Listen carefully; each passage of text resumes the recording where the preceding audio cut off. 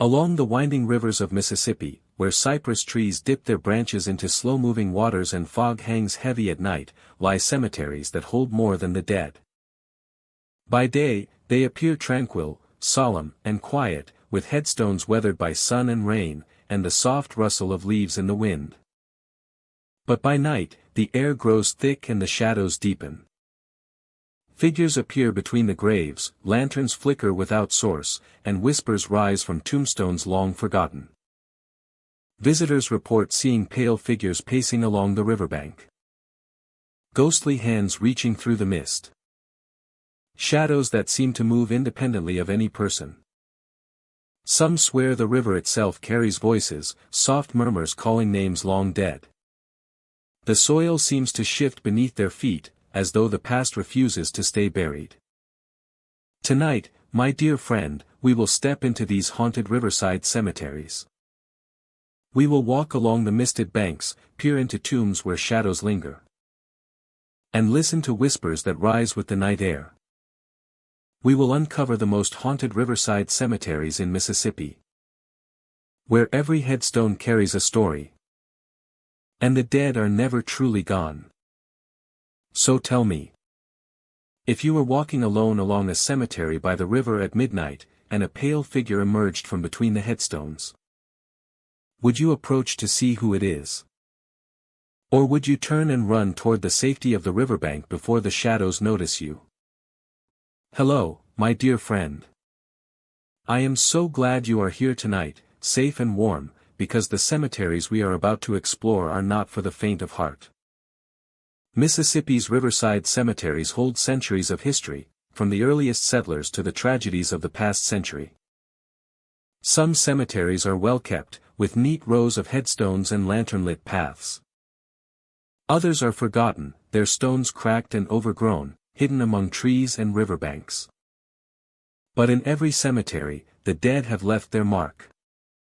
Visitors have reported strange occurrences. They hear footsteps along gravel paths where no one else walks. Figures appear in shadows between the headstones. Lanterns swing in the wind though no one holds them. Some have felt cold hands touch their shoulders. Others have heard whispers or faint laughter, carried across the mist from tombs long abandoned. The air in these cemeteries is thick at night, heavy with moisture from the river and the weight of memory. Fog drifts across the ground, hiding edges and masking shapes. Some have seen figures in old-fashioned clothing pacing along the graves. Others report seeing lanterns floating above graves with no visible source. Footsteps echo across paths, yet the visitor is always alone. Before we walk these haunted riverside cemeteries together, my friend, I want to ask you something and I hope you will answer in the comments. If you were alone at midnight in a cemetery by the river, and you heard your name whispered from a tomb, would you look to see who is calling or would you leave immediately, hoping the spirit allows you to go? Take a deep breath. Steady your heartbeat. And let us explore the most haunted riverside cemeteries in Mississippi. Blackwater Riverside Cemetery rests on a gentle slope beside a slow-moving river. Its grounds bordered by tall grass and leaning trees that follow the curve of the bank. By day, the cemetery feels calm and reflective. Headstones stand in quiet rows, weathered but carefully placed, their inscriptions softened by time. The river flows steadily nearby, offering a constant, low sound that fills the air without demanding attention. The entrance path is narrow and uneven, marked by stone posts worn smooth by years of passing hands. Old iron gates remain open, their hinges stiff but functional. Inside, the land slopes downward toward the water, and the graves become more scattered, some nearly hidden beneath moss and fallen leaves. During daylight, visitors often describe the cemetery as peaceful. Sunlight filters through branches, casting broken patterns across the stones. Birds move freely between markers, and the river reflects pale sky and drifting clouds. Nothing appears out of place. Nothing suggests disturbance. As evening approaches, the atmosphere subtly shifts. The river darkens first, reflecting less light as shadows gather along its surface. The air cools, and sound begins to travel farther. Night brings a deeper stillness to Blackwater Riverside Cemetery. The river continues to move, but its sound feels heavier, slower. Moonlight reveals the outlines of headstones in silver tones. The spaces between them grow dense with shadow. The cemetery feels larger after dark, its boundaries harder to define. It is among the headstones that figures are most often reported. They appear at the edge of vision, lingering just long enough to be noticed before fading back into shadow. When observers turn to face them, they are often gone, leaving only rows of stone and grass disturbed by nothing at all. Some witnesses report seeing the figures pause near specific graves, standing as if in thought or remembrance. Lantern lights are another recurring feature of the cemetery at night. Others describe them walking toward the riverbank, where the ground slopes gently and the stones thin out. None have reported the figures crossing into the water or leaving footprints behind. When approached, the lanterns reveal no source. There is no visible flame, no metal frame, no person holding them. The light hovers briefly, then dims or vanishes altogether.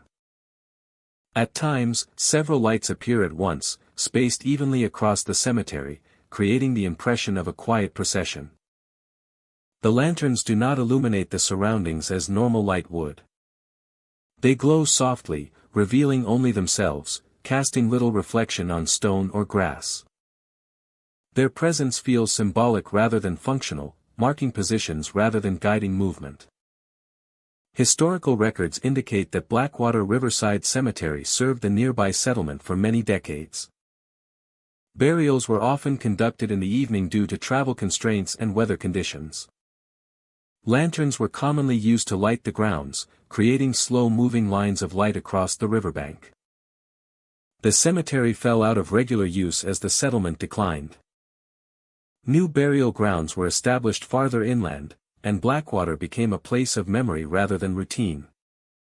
Some local historians suggest the nighttime activity reflects these past rituals. The figures move with restraint and familiarity, following paths once walked many times. The lantern lights echo the quiet processions that once crossed the cemetery after sunset. Visitors often describe a sense of calm mixed with awareness. The figures do not approach or react. The lanterns do not guide or warn. Everything unfolds slowly, deliberately, without urgency. The experience feels observational rather than confrontational. Sound plays a subtle role during these moments. Soft footsteps are sometimes heard on gravel paths, measured and steady. Like the lanterns, these sounds do not always align with visible movement. They begin, continue briefly, then stop without explanation. The river remains constant throughout it all. Its movement provides a grounding presence, unchanged by what occurs among the headstones. Reflections ripple across its surface, sometimes catching faint glimmers of light that vanish when examined too closely. Those who remain in the cemetery for extended periods report that time feels altered. Minutes stretch, then collapse. The experience does not feel frightening, but deeply immersive, as though the boundary between observation and participation has thinned. As the night progresses, activity gradually fades. Figures appear less often. Lantern lights grow dimmer and more sporadic. By the time the sky begins to lighten, the cemetery returns to near silence, occupied only by stone, grass, and flowing water. At dawn, Blackwater Riverside Cemetery looks unchanged. No signs of movement remain. Officials describe the cemetery as historically significant but uneventful. There are no warnings posted about lights or figures, only reminders to respect the grounds. Visitors are encouraged to come during daylight hours, though night access is not restricted. Those who have witnessed the cemetery after dark often carry a lasting impression. Lantern light flickering without source. Figures standing quietly among stones. Footsteps echoing where no one walks. Blackwater Riverside Cemetery does not feel active in the way a living place does. It feels attentive. It holds space rather than filling it. Along the riverbank, between the headstones, movement returns when light fades. Not to disturb the living, but to continue a quiet pattern shaped long ago. The cemetery remains where it has always been, beside the river, calm by day and quietly complex by night. It asks for nothing. It announces nothing. It simply allows moments to surface when darkness settles and memory finds room to move. Widow's Hollow Cemetery rests along a gentle bend of the river where mist gathers easily and lingers long after sunrise. The ground slopes softly toward the water, marked by uneven headstones and narrow footpaths worn smooth by time. Tall grass moves slowly in the damp air, and trees along the bank lean inward, their branches framing the cemetery as if enclosing it from the outside world. The name carries a quiet gravity. Local records tell of a woman who vanished decades ago, last seen walking near the river at dusk. Searches were conducted. Questions were asked. Nothing conclusive was ever found. Over time, the story settled into the identity of the place itself, and the cemetery became known not just for those buried there, but for the one who never was. Sunlight filters through low clouds, diffused and pale. Stone markers stand at irregular angles, some etched clearly, others softened by moss and weather. The river nearby moves slowly, its surface often obscured by drifting fog that rises and falls with the temperature. Sound behaves gently here. Voices seem hushed without effort. Footsteps feel respectful, muted by damp ground. Even birdsong carries softly, as if unwilling to break the stillness too sharply. The place encourages pause, inviting visitors to slow their pace and remain attentive. As evening approaches, mist thickens. It rolls in from the riverbank, spreading across the lower ground and threading between headstones. Visibility shortens gradually, not abruptly, allowing the landscape to dissolve rather than disappear. The world becomes layered, with near objects clear and distant ones reduced to pale shapes. It is within this mist that figures appear. They are dressed in white, their forms standing out against the gray air. They pace silently along the paths, moving with steady, unhurried steps. They do not interact with one another, and they do not acknowledge observers. Witnesses describe them as calm rather than frightening. The figures maintain a consistent distance, neither approaching nor retreating. They walk familiar routes, turning where paths curve, stopping briefly near certain stones before continuing on. Their faces are never clearly seen, softened by fog and distance. When approached, the figures fade. They do not vanish suddenly. Instead, they thin gradually, blending back into the mist until nothing remains but empty air and quiet ground. No sound accompanies their disappearance. No disturbance marks where they stood. Alongside the figures come the cries. Soft and distant, they drift across the riverbank, carried by mist and moving water. The sound is low and indistinct, more like a lament than a call. It does not rise in volume. It does not sharpen into words. It moves slowly, as if traveling with the current itself. The cries feel sorrowful but restrained. They do not express panic or distress. They sound reflective, heavy with emotion yet controlled. Many who hear them describe a feeling of empathy rather than fear, as though listening to grief remembered rather than relived. These sounds are most noticeable at night. When darkness settles fully, the cemetery grows quieter, and the river becomes the dominant presence. Researchers have offered explanations rooted in natural causes. Fog can distort light, creating the illusion of moving figures. Sound travels unpredictably over water, especially at night. Wind passing through reeds and branches can produce tones that resemble voices. These explanations account for certain elements, but not the consistency of the experiences. The figures are always white. They always pace rather than wander. The cries always originate near the river. Those who spend extended time in the cemetery note patterns. The figures appear most often near older graves, particularly those closest to the water. The pacing routes repeat. The cries begin shortly after full darkness and end before dawn. The mist seems to respond to movement, thickening when observers remain still, thinning when they walk. Some believe the cemetery holds a memory of waiting. Of people who once stood here, looking toward the river, hoping for answers that never came. The pacing figures may reflect that quiet search, repeating motions shaped by loss and uncertainty. The cries may echo emotions that found no resolution. Others believe the vanished woman remains central to the phenomenon. Not as a single presence, but as a story that shaped the place. Her absence became a focal point, drawing attention, sorrow, and imagination. Over time, that collective focus may have left an imprint on the environment itself.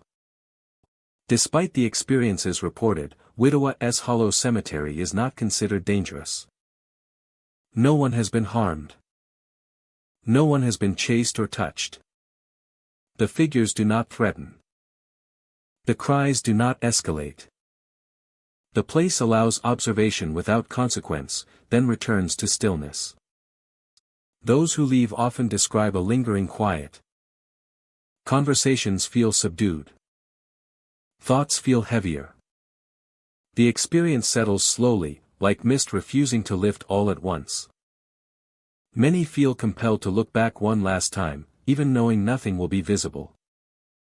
At dawn, the cemetery returns to its daytime state. Mist thins and retreats toward the river. The figures are gone. The cries fall silent.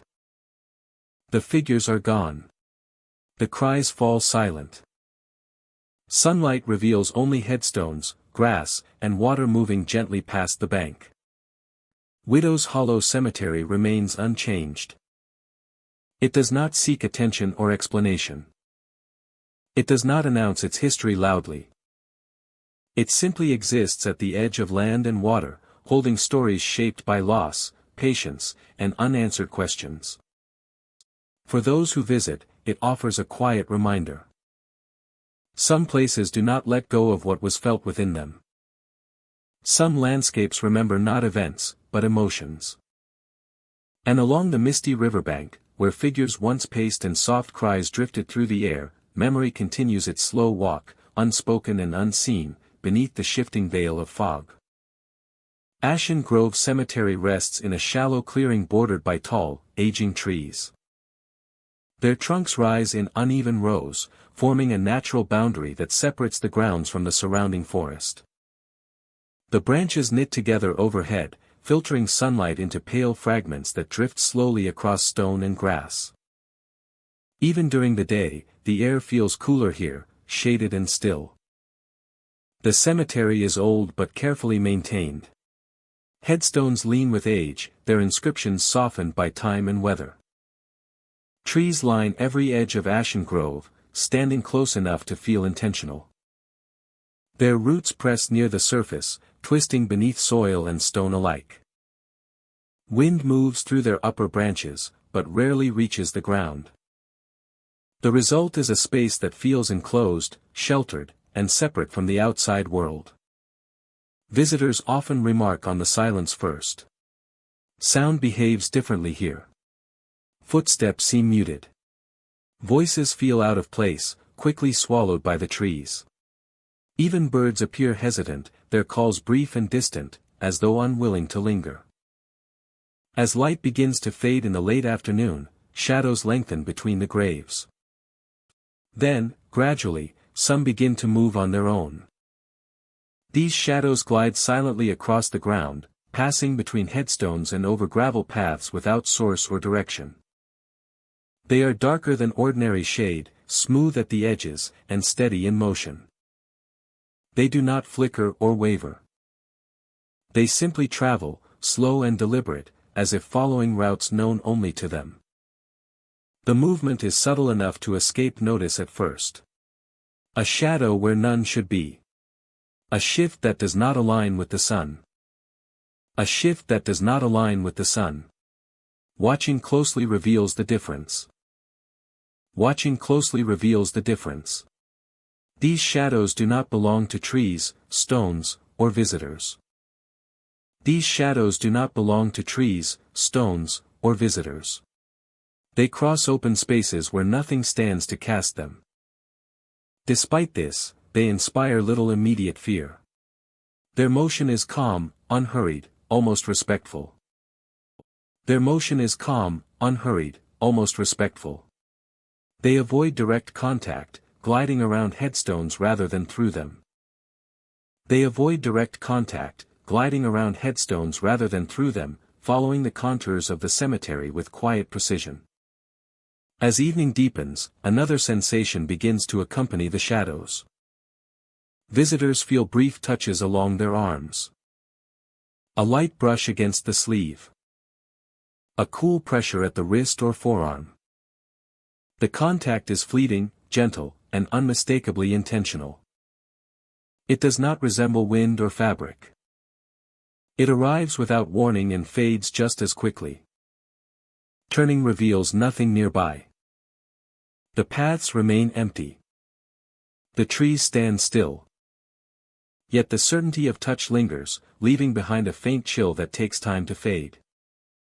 Those who remain still notice that the touches stop. The shadows continue to move, gliding silently among the graves. When walking resumes, the sensation often returns, always gentle, never grasping, as if acknowledging movement rather than interrupting it. Ashen Grove Cemetery has existed for generations, serving small communities that once thrived nearby. Over time, towns shifted, populations thinned, and the cemetery became quieter. Burials slowed, then ceased. Maintenance continued, preserving the space even as regular visitation declined. Local historians describe the grove as a place of reflection rather than fear. Early records mention its calm atmosphere and natural beauty. There are no accounts of unrest or tragedy tied specifically to the site. The experiences reported by modern visitors appear to have developed gradually, becoming more noticeable as the cemetery grew quieter. As night approaches, the shadows become more numerous. They pass one another without interaction, never colliding, never merging. Some follow paths. Others drift between plots, tracing gentle arcs across the ground. None rise above knee height. None cast reflections. The sensation of touch grows slightly more frequent but never intrusive. A brush along the elbow. A cool pass across the back of a hand. The contact feels careful, almost courteous, as if respecting boundaries that remain unspoken. Despite the unusual activity, panic rarely sets in. The atmosphere encourages quiet awareness rather than alarm. Visitors often find themselves slowing their pace, lowering their voices and moving with increased care. Attempts to document the shadows have produced mixed results. Photographs sometimes capture elongated dark shapes without clear origin. Video footage shows subtle movement that is difficult to distinguish from natural shadow play. Audio recordings reveal only ambient sounds, unchanged by the activity. Environmental explanations suggest uneven ground, shifting light, and dense tree cover contribute to visual distortion. Temperature differences between shaded areas may explain the sensation of cold. These factors account for pieces of the experience, but not its consistency. Those who stay until full darkness notice a gradual easing. The shadows thin out, becoming fewer and slower. The sensation of touch fades. The cemetery settles into stillness once more, illuminated only by moonlight filtering through branches. Leaving Ashen Grove brings a noticeable change. The air warms slightly beyond the tree line. Sound returns to normal. The sense of enclosure lifts, replaced by open space and familiar distance. Looking back, the cemetery appears peaceful and unchanged. Headstones stand quietly. Trees rise along the edges. No shadows move where they should not. No sensation follows. Yet many visitors carry the memory with them. The silent movement among the graves. The gentle brush of cold hands in still air. The feeling of sharing space with something present but unseen.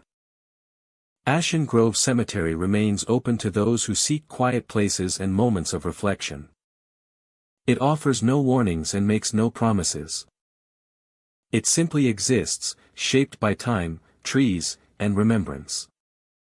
And for those who walk its paths slowly. Especially as daylight fades. The grove sometimes responds.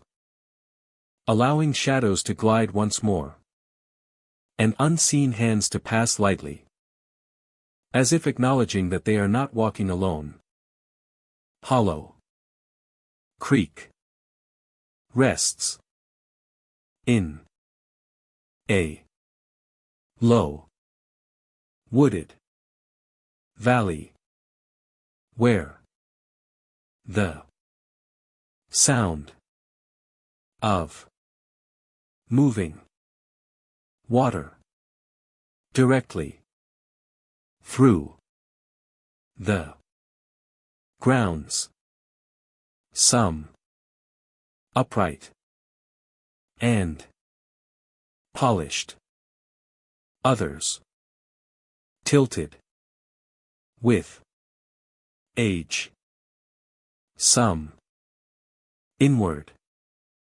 The sound of moving water as if arranged to watch it pass the slow bend of the creek winds. During the day, the cemetery feels quiet but not abandoned. Sunlight filters through tall trees, casting soft patterns across engraved names and dates. The creek reflects the sky in brief flashes, then darkens again beneath overhanging branches. The sound of water is constant. It is not loud, yet it carries farther than expected, flowing around markers and footpaths alike. Even when standing still, the creek seems close, as if it subtly shifts its course to remain within earshot. Some visitors note that the water sounds different depending on where one stands, slower near certain stones, quicker near others, as though responding to its surroundings. Light fades unevenly across the cemetery, dimming first along the creek banks. Shadows gather where the ground dips toward the water, stretching outward between graves. The air cools, and the sound of the creek grows clearer, sharper, carrying more than movement. It is at this hour that figures are most often seen. They appear crouched along the banks of the creek, low and still. At first, they resemble dark shapes formed by rock and root. Only after a moment does their outline become distinct enough to feel deliberate. They remain close to the water, knees drawn in, heads angled downward as if listening. They do not cross the creek. They do not rise. They simply appear, then vanish again when attention shifts. Witnesses describe an instinctive hesitation when noticing them. A reluctance to stare too long.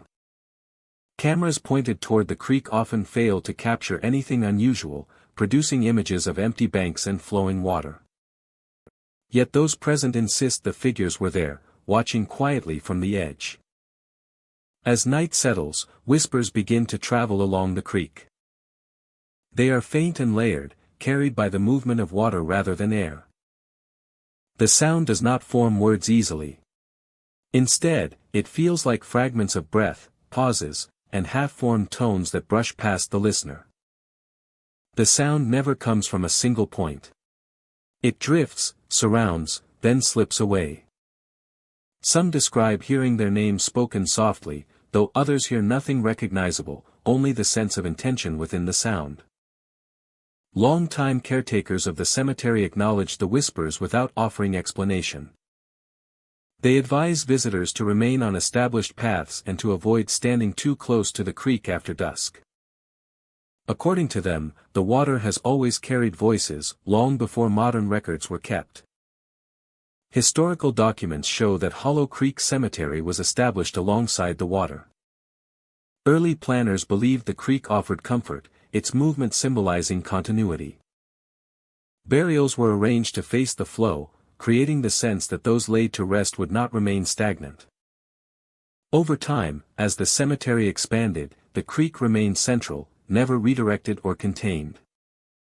Some believe the figures along the banks represent watchers, bound to the water rather than the graves. They are not seen among the headstones, only near the creek itself. According to local belief, the water remembers more than stone ever could. It carries memory forward, reshaping it endlessly. Visitors who stay late often report subtle distortions of time. The sound of the creek becomes so prominent that other noises fade entirely. Footsteps on gravel feel distant, as though belonging to someone else. One visitor described standing near the water at twilight, listening. As the whispers grew clearer, he noticed several crouched figures along the opposite bank, evenly spaced. They did not look toward him, yet he felt acknowledged, as if his presence had been noted. When he stepped back from the water, the figures faded, and the whispers softened immediately. Another account comes from a pair who visited together. Both heard whispers but perceived them differently. One felt comforted, describing the sound as soothing. The other felt an overwhelming sadness that pressed against the chest. Despite its reputation, Hollow Creek Cemetery does not feel threatening. There is no sense of pursuit or warning. The atmosphere is heavy, but respectful. As night deepens, fog sometimes gathers along the creek, rising slowly and clinging to the banks. Within it, the figures become harder to distinguish, blending seamlessly with shadow and mist. The whispers continue, softened by moisture, until they sound like breath passing gently over stone. By dawn, the cemetery resets. Fog lifts. The creek returns to its ordinary murmur. No figures remain along the banks. Headstones stand quietly, unchanged. Visitors arriving in the morning often find the grounds peaceful, unaware of what unfolds there after sunset. Those who leave Hollow Creek Cemetery after experiencing the night carry a lasting impression. Not fear, but attentiveness.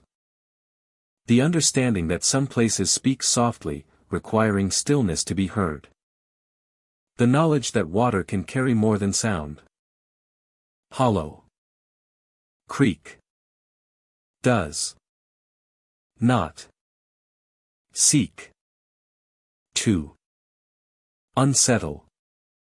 It observes, listens, and remembers. For those willing to walk its paths and hear the water closely beneath the surface, waiting to be heard, and hears the water closely, that some stories are not written in stone, but carried gently onward and waiting to be heard and seen, or flowing just beneath the surface. Bloodstone Cemetery sits on a low ridge of dark soil, bordered by weathered stone walls and sparse trees that bend gently with the wind. The ground carries a deep red tint, especially after rain, giving the land a heavy and solemn presence. By day, the cemetery appears quiet and orderly, its headstones aligned in careful rows that follow the curve of the hill. The entrance path is narrow, worn smooth by years of footsteps. Iron gates stand open, their paint long faded, allowing visitors to pass without resistance. Moss clings to older markers, softening carved names and dates until they blend with the earth itself. The place feels still, respectful, and undisturbed. Bloodstone Cemetery is known locally for a tragic accident that occurred long ago. Records speak of a sudden event that claimed multiple lives in a short span of time, overwhelming the small community that relied on this burial ground. The details are incomplete, scattered across aging documents and second-hand accounts, but the impact remains woven into the identity of the place.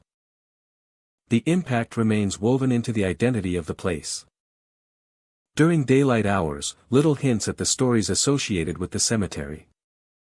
Birds perch on headstones. Wind moves through grass growing between graves.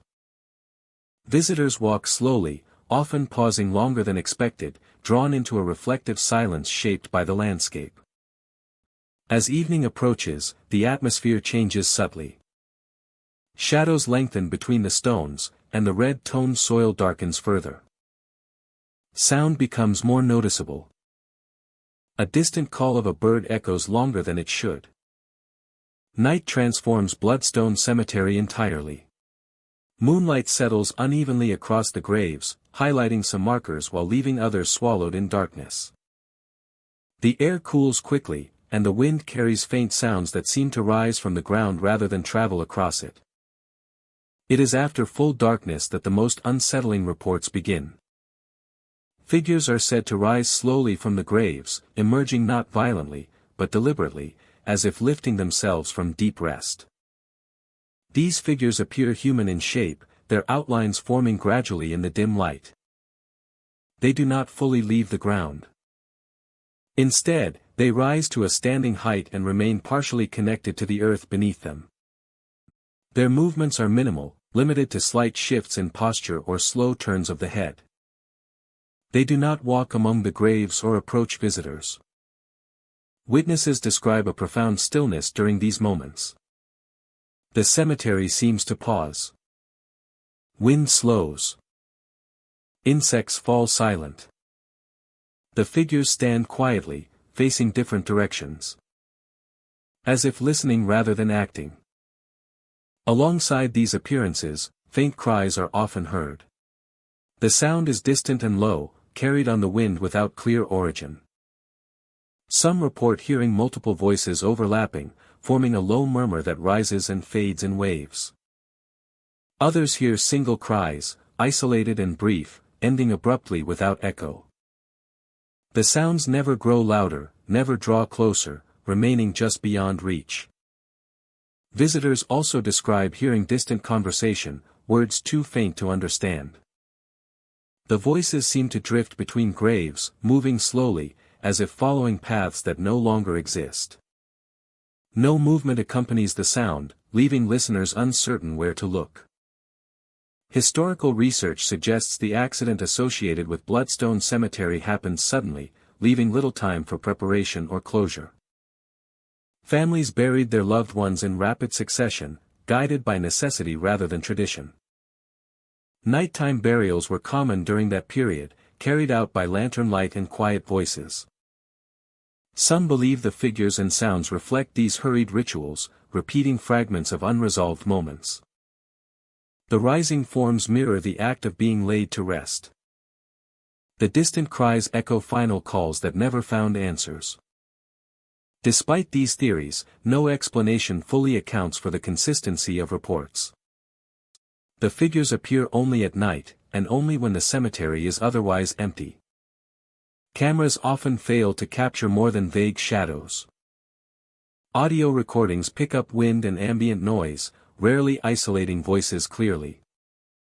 Those who stay longer describe a strong emotional weight, not fear, but a sense of shared presence. The figures do not feel hostile. The cries do not feel directed. Everything unfolds with restraint, as if bound by an unspoken rule of distance.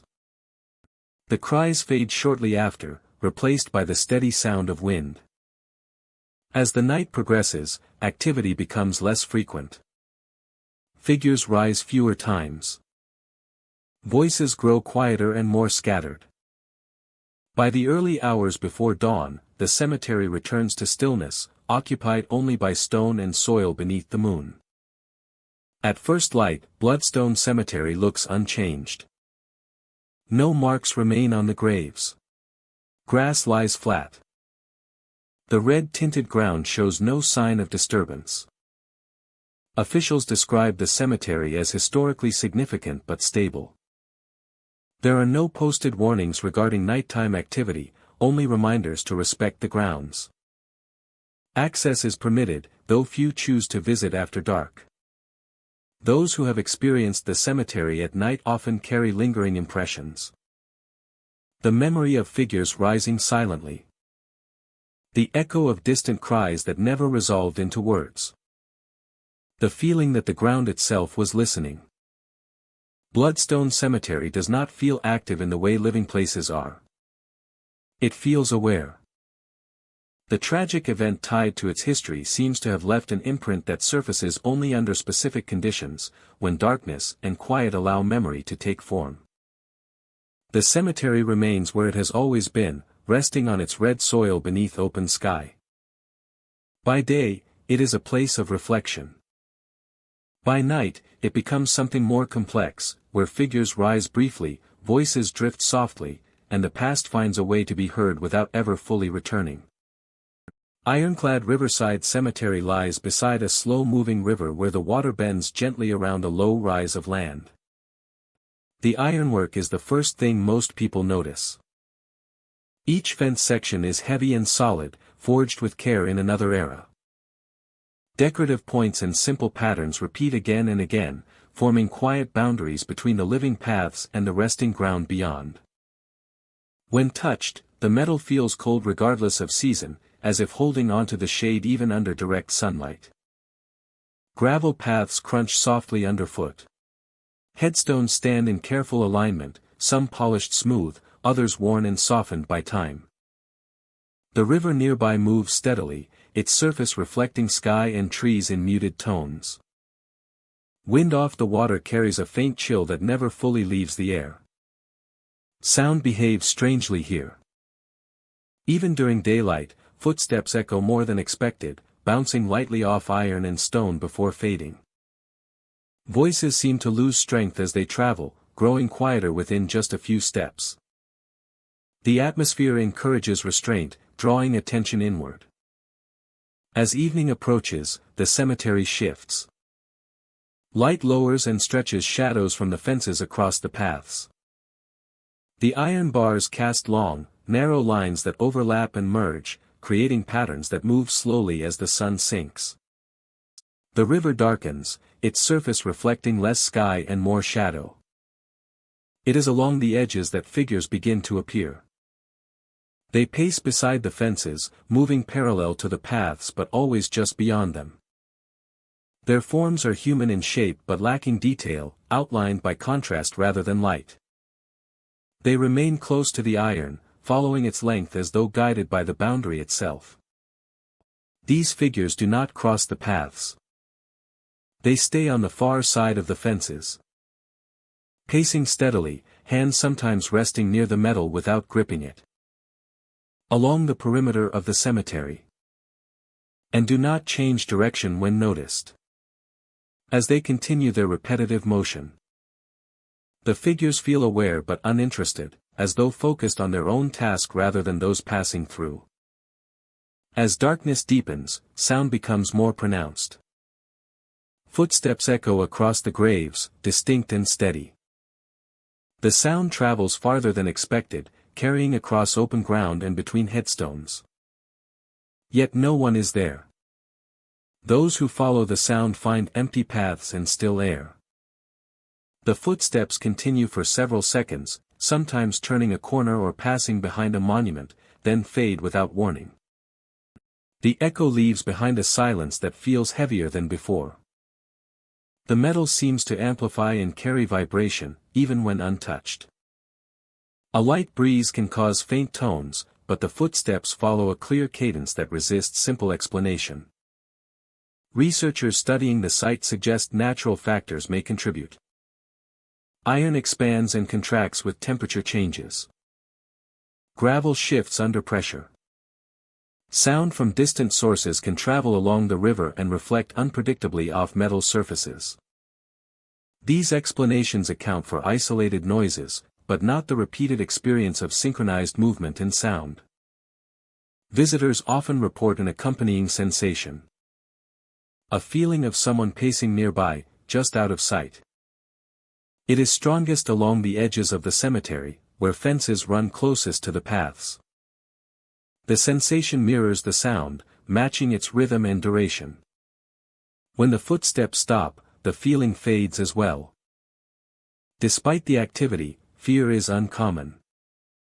Forged to protect and separate, the fences may have become markers of routine. Walking paths reinforced by repetition. Boundaries observed faithfully. Over time, these patterns may have imprinted themselves onto the space, continuing quietly after the people who established them were gone. Some believe the iron itself plays a role. Others point to the river. Flowing constantly beside the cemetery, it shapes sound, air, and attention. The steady movement may encourage rhythmic perception, turning subtle environmental noises into structured patterns the mind interprets as footsteps. Those who remain late into the night often notice the figures less clearly. They appear more briefly, fading faster, as if the darkness absorbs them. The footsteps become softer, more distant. Eventually, both cease, leaving only the sound of water and wind moving through iron. At dawn, ironclad Riverside Cemetery returns to stillness. The figures vanish entirely. The footsteps no longer echo. The fences stand quiet, their shadows shortening as light returns. Day reveals nothing out of place, nothing disturbed. Yet the memory lingers. Of edges and paths. Of how sound and movement shape perception. The cemetery feels less like a place of finality and more like a space of continued order, where patterns persist beyond their origin. Ironclad Riverside Cemetery does not announce its presence. It does not demand belief or attention. It simply continues its quiet rhythm, shaped by iron, water, and time. Along its paths and edges, movement and sound repeat softly, reminding those who pass through that even in places meant for rest, traces of motion can remain. Here, beside the river and behind the iron fences, the past does not rise loudly. It paces calmly. It walks without form. And it leaves behind only the echo of footsteps, fading gently across the graves. Mistvale Cemetery lies on gently sloping ground where open fields give way to low hills. Rows of headstones rest in orderly lines. Gravel paths curve naturally between plots. Old trees stand scattered throughout, their branches sparse enough to allow sunlight to reach the ground. The place feels quiet, but not heavy. As night approaches, the atmosphere begins to change. Fog rolls in from the surrounding lowlands, slow and deliberate. It spreads across the grass like a thin tide, pooling first in shallow dips before rising higher. By the time darkness settles fully, the cemetery is wrapped in a shifting veil that blurs distance and softens every edge. Sound changes almost immediately. Footsteps lose their echo. Wind fades into a distant hush. Even the smallest movement feels absorbed by the fog, as if the air itself is listening.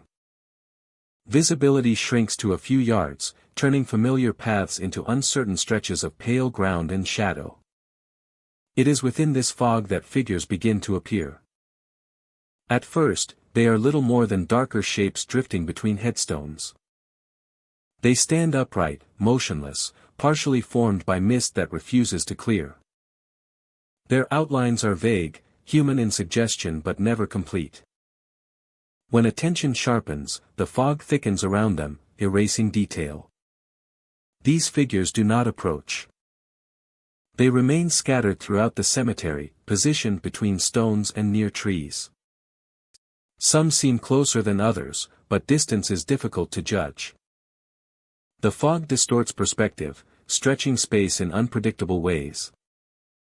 As visitors move through the grounds, the figures appear to adjust subtly. A shape that stood to the left now seems farther back. Another emerges near a path just past. They do not follow in a direct sense, yet they remain present, always watching, always silent. Among the stones, faint points of light begin to glow. They appear low to the ground, sometimes just above the grass, sometimes higher, aligned with the shapes in the fog. The light is soft and dim, never bright enough to illuminate surroundings. These glowing points do not blink. They do not move quickly. They hold steady for several seconds before fading, only to reappear elsewhere moments later. Sometimes they appear in pairs. Always watching. Visitors often freeze when they first notice them. The instinct is immediate, an ancient response to being observed in the dark. The lights do not advance. They do not multiply rapidly. They simply exist within the fog, patient and aware. As movement resumes, the fog seems to shift more actively. The fog curls around legs and stones, rising briefly before sinking again. The glowing points remain visible, guiding attention without revealing form. Mistvale Cemetery has stood for over a century, serving small farming communities that once surrounded it. As those communities declined, visits became less frequent. Maintenance continued, but the grounds grew quieter year by year. The fog, once an occasional visitor, became a regular presence as open land returned to low vegetation. Local records contain no mention of unusual events tied to the cemetery. There are no stories of unrest or tragedy centered here. The experiences reported by modern visitors appear to be tied more to environment than history, yet they follow consistent patterns. As night deepens, the figures appear more frequently. They stand near paths, between headstones, and beside trees. Some seem to turn slightly, though no clear motion is visible. The glowing eyes shift position slowly, never darting, never disappearing all at once. Despite the unsettling visuals, panic rarely takes hold. The cemetery does not feel aggressive. The presence feels observant rather than confrontational. Visitors often describe a sense of being acknowledged, as though their arrival has been noticed without judgment. Those who stand still long enough notice a subtle change.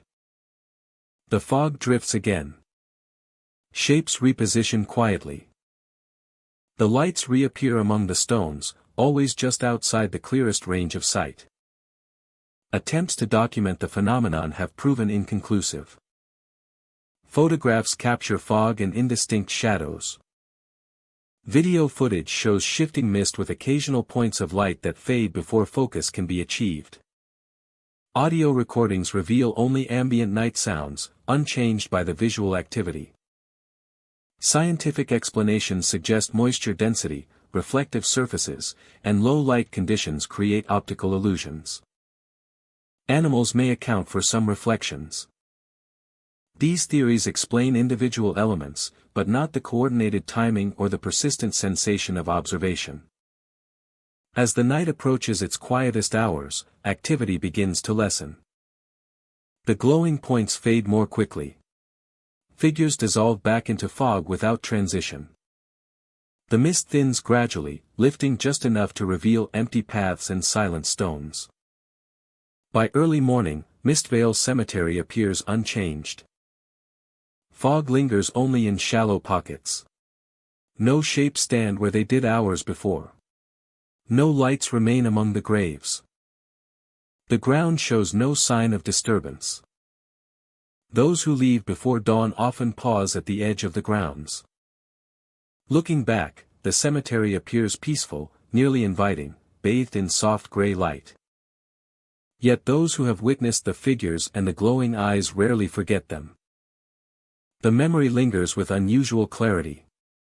The feeling of being seen without being approached. The quiet awareness that the fog carried more than moisture. Mistvale Cemetery remains open to visitors seeking solitude and reflection. It makes no effort to conceal itself and offers no warning of what night may bring. When fog rolls across the cemetery after dark, shapes sometimes rise within it. Eyes glow faintly among the stones. And for a short while, the boundary between stillness and presence becomes thin enough to notice. Before the mist closes again and leaves only silence behind.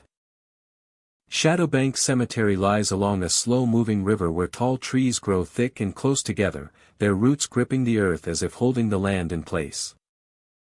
The riverbank curves gently, guiding the water past rows of weathered stones and patches of ground where markers once stood. Many of those stones are gone now, claimed by time, flood, and overgrowth, yet the cemetery remains, defined as much by absence as by what can still be seen. During daylight hours, Shadowbank Cemetery feels subdued and reflective. Sunlight filters through the tall trees, breaking into narrow beams that drift across moss-covered ground. The river moves quietly beside the graves, its surface dark beneath the branches. Visitors often note how the sound of water blends with the rustle of leaves, creating a steady rhythm that feels almost intentional. The tombstones that remain are scattered unevenly. Some lean toward the river. Others sit far back beneath the trees. Gaps between them suggest where markers once stood, now reduced to depressions in the soil or faint outlines barely visible beneath grass. Names and dates have faded, leaving smooth stone surfaces that offer no information, only presence. As evening approaches, the cemetery begins to change. Light drains slowly from the riverbank, dimming first beneath the trees. Shadows stretch outward, merging across paths that were once clearly defined. The air cools, and the river seems to slow, its surface growing darker and more reflective. Sound carries differently now, drifting farther than expected, then stopping abruptly. It is near dusk that figures are most often seen. They appear crouched beside the river, close to the waterline, partially hidden by roots and tall grass. At first, they resemble natural shapes, branches bent low or stones stacked unevenly. But their stillness feels deliberate. The figures remain low, heads inclined toward the water, as though listening closely to something beneath the surface. Witnesses describe a strong hesitation when they notice these shapes. A feeling that watching too closely would be intrusive. When attention shifts, even briefly, the figures vanish. There is no movement away, no retreat. One moment they are present, the next they are gone, leaving only the riverbank unchanged. As night settles in fully, whispers begin to emerge. They do not come from the river alone. Visitors report hearing faint murmurs rising from the ground itself. Drifting through areas where tombstones once stood. These whispers are soft and fragmented, never forming clear words. They feel layered, as though many voices are speaking at once, overlapping and dissolving into one another. The sound does not behave like ordinary noise. It seems to rise when one stands still, and fade when one moves. Some visitors describe feeling the whispers brush past their awareness rather than their ears, leaving behind impressions rather than messages. Others feel the sound pulling their attention downward, toward the soil and the spaces where markers are missing. Caretakers of Shadowbank Cemetery acknowledge these reports without surprise. They explain that many of the original tombstones were lost decades ago during flooding. Records were incomplete even then. Names, dates, and histories disappeared along with the stone. According to local belief, what was left behind did not vanish entirely. It simply lost its markers. The river plays a central role in these stories. It has flooded the cemetery many times, reshaping the bank and redistributing soil. With each flood, markers shifted, some sinking beneath sediment, others carried away entirely. The water remembers where they once stood, even if the land no longer shows it. Visitors who walk near the river at night often describe the sensation of being watched from below eye level. The crouched figures sometimes reappear briefly, reflected faintly on the water's surface rather than seen directly. The reflection feels more real than the object itself, as if the river is revealing something the land conceals. One visitor described standing near the edge after sunset, listening to the water. As the whispers grew clearer, he noticed several low shapes along the opposite bank, evenly spaced between tree roots. He felt no fear, only a deep stillness. As though the cemetery had grown aware of his presence and was quietly acknowledging it. Another account tells of a visitor who paused near an empty patch of ground where no stones remained. As the wind shifted, whispers seemed to rise directly beneath his feet. He described the sensation as standing over something unfinished. When he stepped away, the sound faded instantly, returning only when he crossed similar ground elsewhere. Despite the unsettling nature of these experiences, Shadowbank Cemetery does not feel hostile. There is no urgency in the whispers. No demand for attention. The figures do not approach. Everything unfolds slowly, within the natural pace of water and shadow. Time behaves differently here at night. Minutes stretch longer. The Rivera's movement feels exaggerated, each ripple carrying weight. Visitors often lose track of how long they have been standing or walking. Phone screens dim unexpectedly. Watches fall out of sync. The world beyond the trees feels distant and removed. As fog sometimes rises from the river, it drifts into the cemetery, softening edges and blurring depth. Within the mist, the crouched figures become harder to distinguish, blending seamlessly into shadow and vapor. The whispers soften, becoming almost indistinguishable from the sound of water moving over stone. By morning, Shadowbank Cemetery returns to stillness. The fog lifts. The river resumes its ordinary flow. No figures remain along the bank. The ground is quiet, holding only faint impressions of roots, stone, and time. Visitors arriving at dawn often find the cemetery peaceful, unaware of what unfolds beneath the trees after dark. Those who leave after experiencing the night carry a lingering awareness. Not fear, but attentiveness. A sense that the land remembers more than it reveals.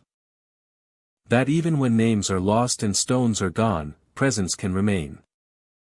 Shadowbank Cemetery does not speak loudly.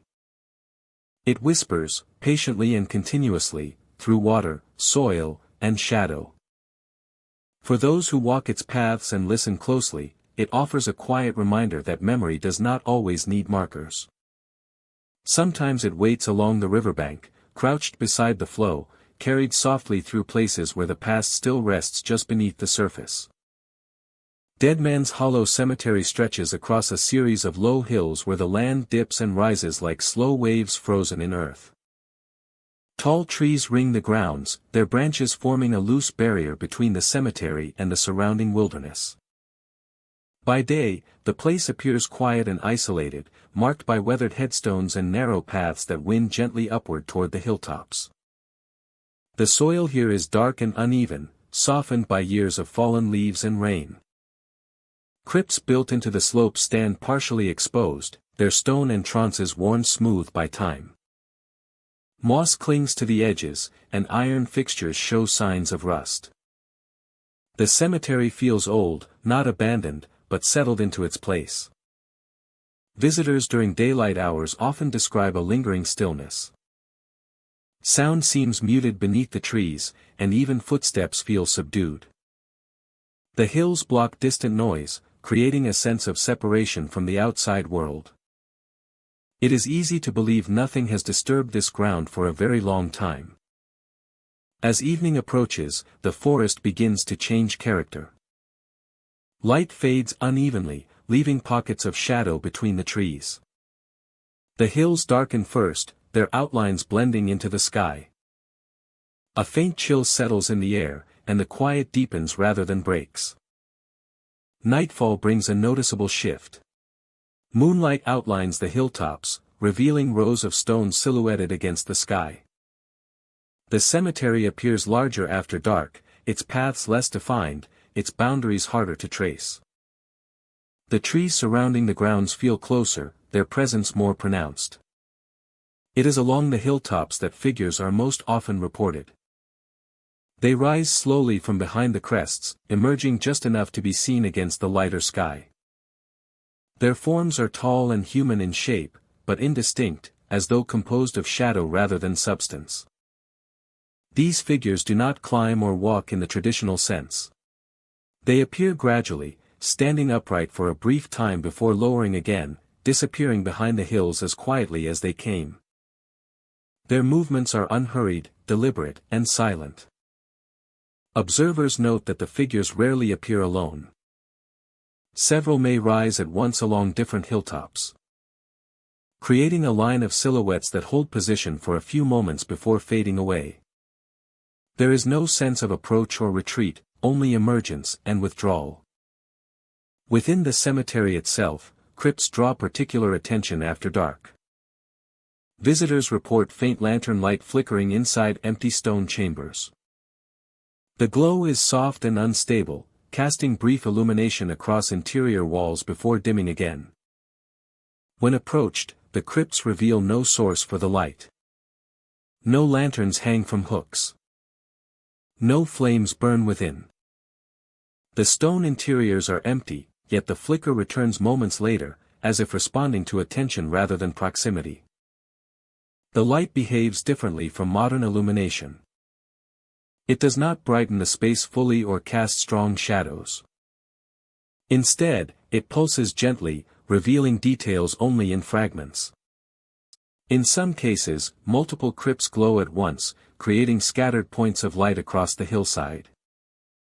Alongside these visual disturbances, many visitors describe a powerful sensation of being watched. The feeling does not come from any single direction. Instead, it seems to surround the observer, strongest near the tree line that borders the cemetery.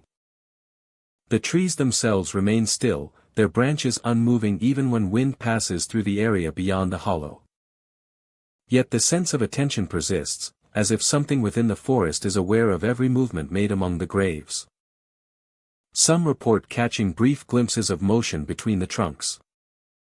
Others describe shadows shifting where no light should reach. These impressions vanish when examined directly, leaving only the dense outline of leaves and bark. Historical accounts of Deadman's Hollow Cemetery are sparse. It served a small, isolated community that relied on the surrounding forest for resources and protection. Burials were often conducted near dusk, guided by lantern light as families climbed the hills together.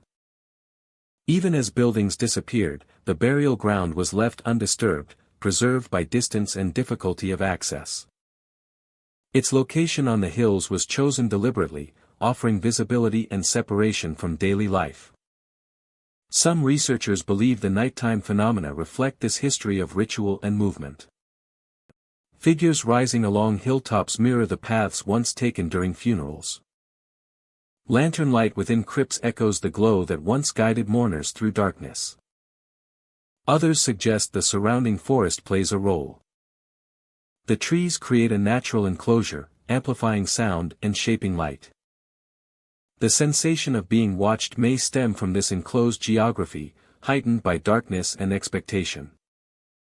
Yet these explanations do not fully address the consistency of reports. The figures rise in the same locations. The lanterns flicker within the same crypts. Sound is notably absent during these events. No voices are heard. No footsteps accompany the figures. The silence feels intentional, as if sound itself is withheld. This absence makes even small noises, such as breathing or shifting gravel, feel intrusive. Those who remain in the cemetery for extended periods describe an internal pressure to keep moving. Standing still feels unnatural, as though interrupting something already in progress. Walking the paths offers slight relief, though the feeling of being observed never fully fades. As night deepens, activity gradually diminishes. Figures rise less often. The sense of attention from the trees softens, though it does not disappear entirely. By the hours before dawn, Deadman's Hollow Cemetery returns to near stillness. Moonlight fades, and the hills blend into shadow. The forest relaxes, allowing sound to return slowly.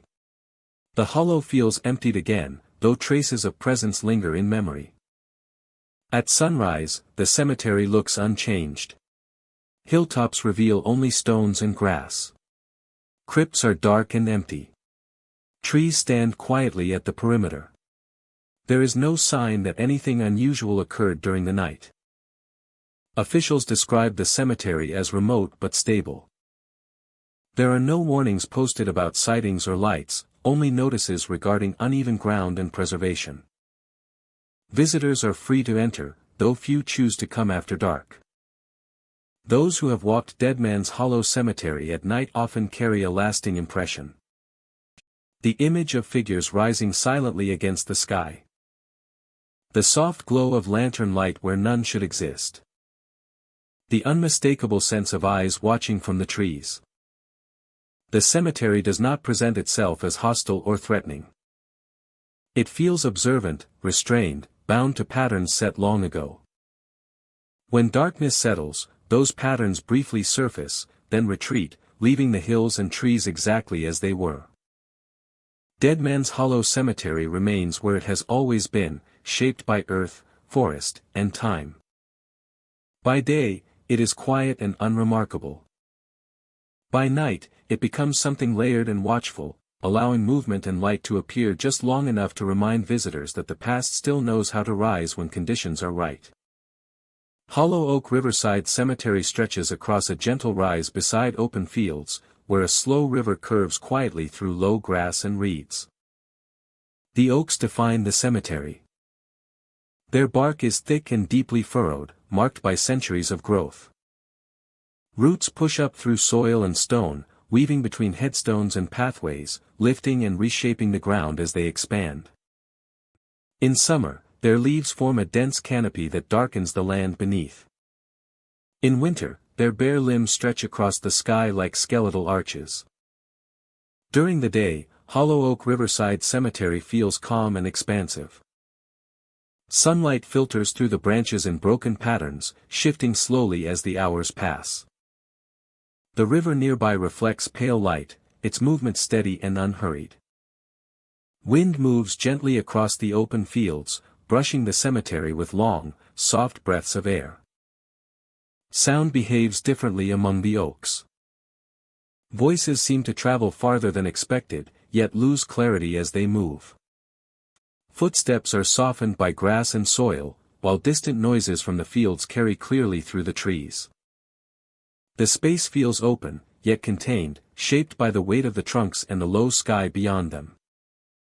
As afternoon fades, the atmosphere begins to change. Shadows lengthen across the ground, stretching from one oak to the next. Shadows move slowly at first, following the sun.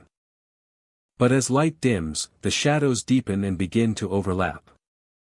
The spaces between trees grow darker, forming corridors of shade that feel distinct from the surrounding light. Shadows appear to shift independently of the trees that cast them.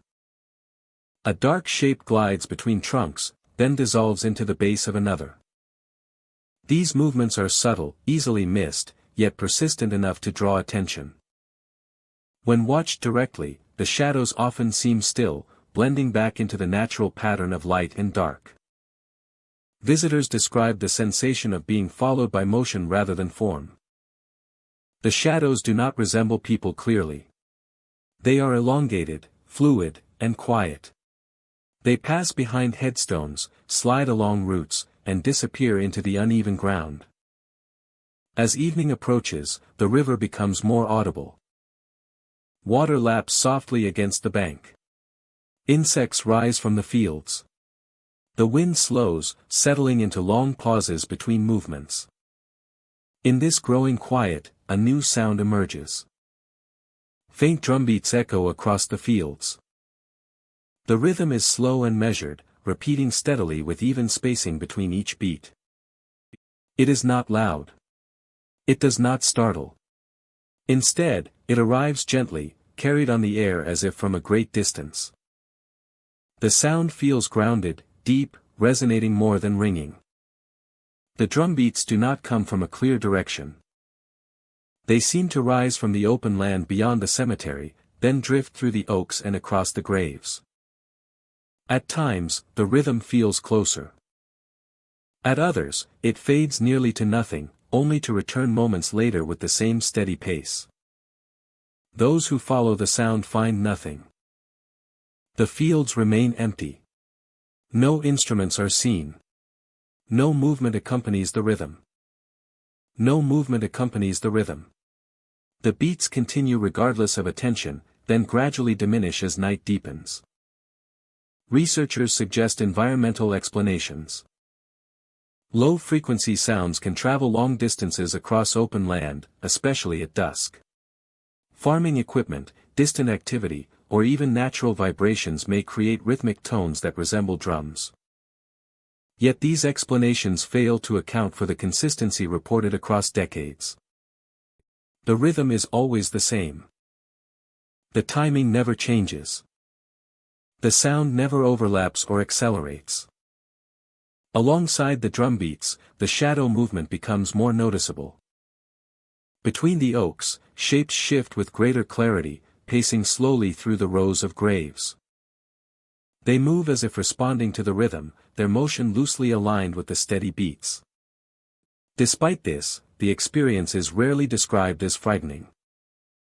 Most visitors report a sense of solemn focus rather than fear. The drumbeats feel ceremonial, not aggressive. The shadows feel observant, not threatening. The cemetery takes on the atmosphere of a vigil rather than a disturbance. Those who remain still often feel a subtle pull of attention. Awareness sharpens. Breathing slows. The rhythm encourages stillness, as though inviting listeners to match its pace. Time feels suspended, measured only by the soft repetition of sound and the slow drift of shadow. Some believe the oaks themselves are responsible. Old trees are known to amplify and transmit vibration through their roots. Wind passing through heavy branches can create low, rhythmic tones under certain conditions. The vast root systems beneath the cemetery may carry sound in ways that are not fully understood. Others suggest the land remembers. That gatherings once took place here, long before the cemetery was established. That rhythm, movement, and ritual shaped the ground, leaving impressions that surface when conditions align. The drumbeats may echo not an event, but a pattern. As night settles fully, the sound fades. The drumbeats grow softer, then stop altogether. The shadows return to stillness, merging completely with the darkness beneath the oaks. The river resumes its quiet dominance, and the fields fall silent once more. At dawn, Hollow Oak Riverside Cemetery appears unchanged. The oaks stand immobile. Shadows retreat. The fields stretch wide and empty. There is no sign of movement or sound. Only grass, stone, water, and trees remain. Yet those who leave often carry the rhythm with them. A memory of steady beats. Of shifting shadows. Of a place where the land seemed to breathe in time with something unseen. The experience lingers not as fear, but as reflection. Hollow Oak Riverside Cemetery does not announce itself. It waits quietly beside the river, beneath towering trees that have witnessed centuries pass. When conditions are right, it reveals subtle motion and distant sound, reminding visitors that some places hold more than what can be seen. Among the oaks and open fields, beneath moving shadows and fading drumbeats, the cemetery continues its quiet watch, grounded in rhythm, memory, and the slow passage of time. Black Pine Cemetery rests beside a slow-moving river that curves through a stand of tall pines. The trees grow close together, their dark trunks rising like pillars along the water's edge.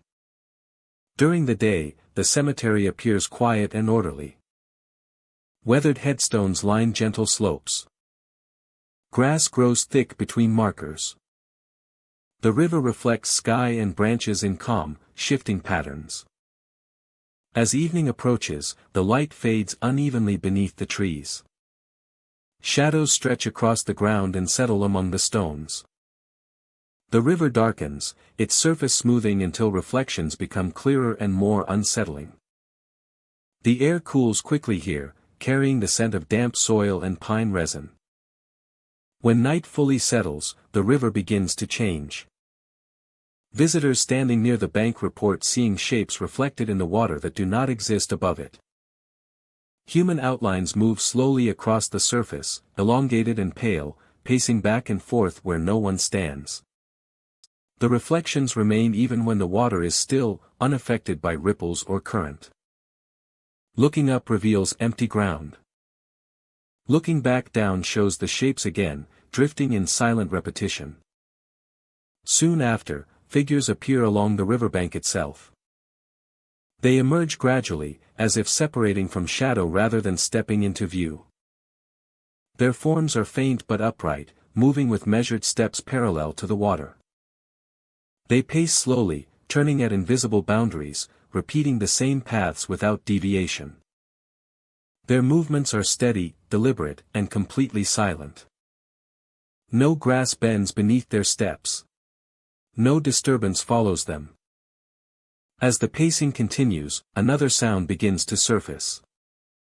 At first it is distant and unclear, like a sharp echo carried across water. Then it becomes more distinct. A single report, hollow and abrupt, resembling musket fire heard from far away. The sound does not repeat immediately. It arrives once, then silence returns. Visitors often mistake it for wildlife or distant activity. Yet the sound lacks variation. It does not echo naturally. It feels placed, deliberate, as though replayed rather than produced.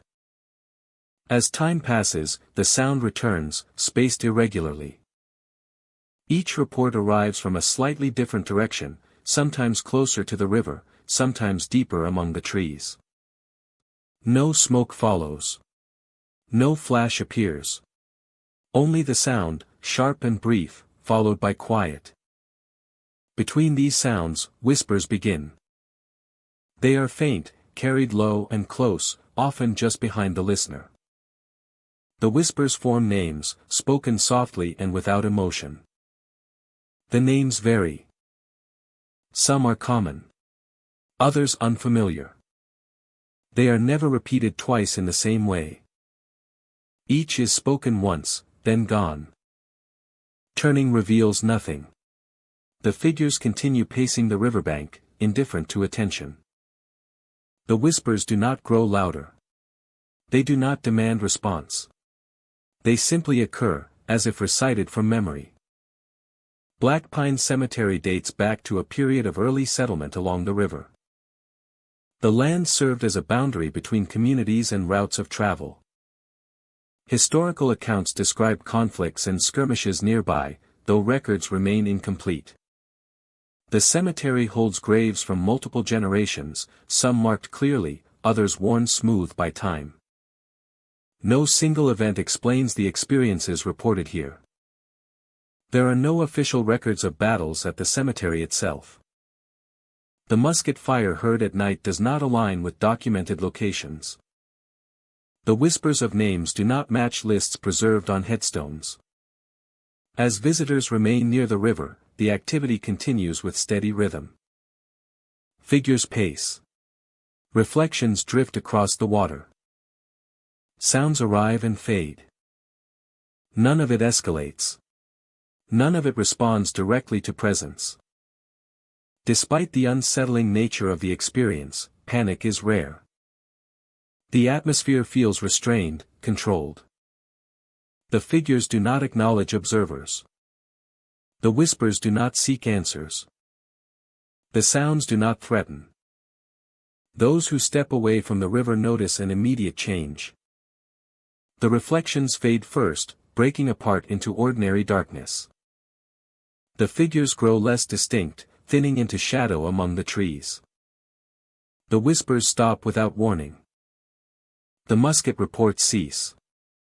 Returning to the riverbank often brings the activity back, though never in exactly the same sequence. Attempts to document the phenomena have produced limited results. Cameras capture empty banks and ordinary reflections.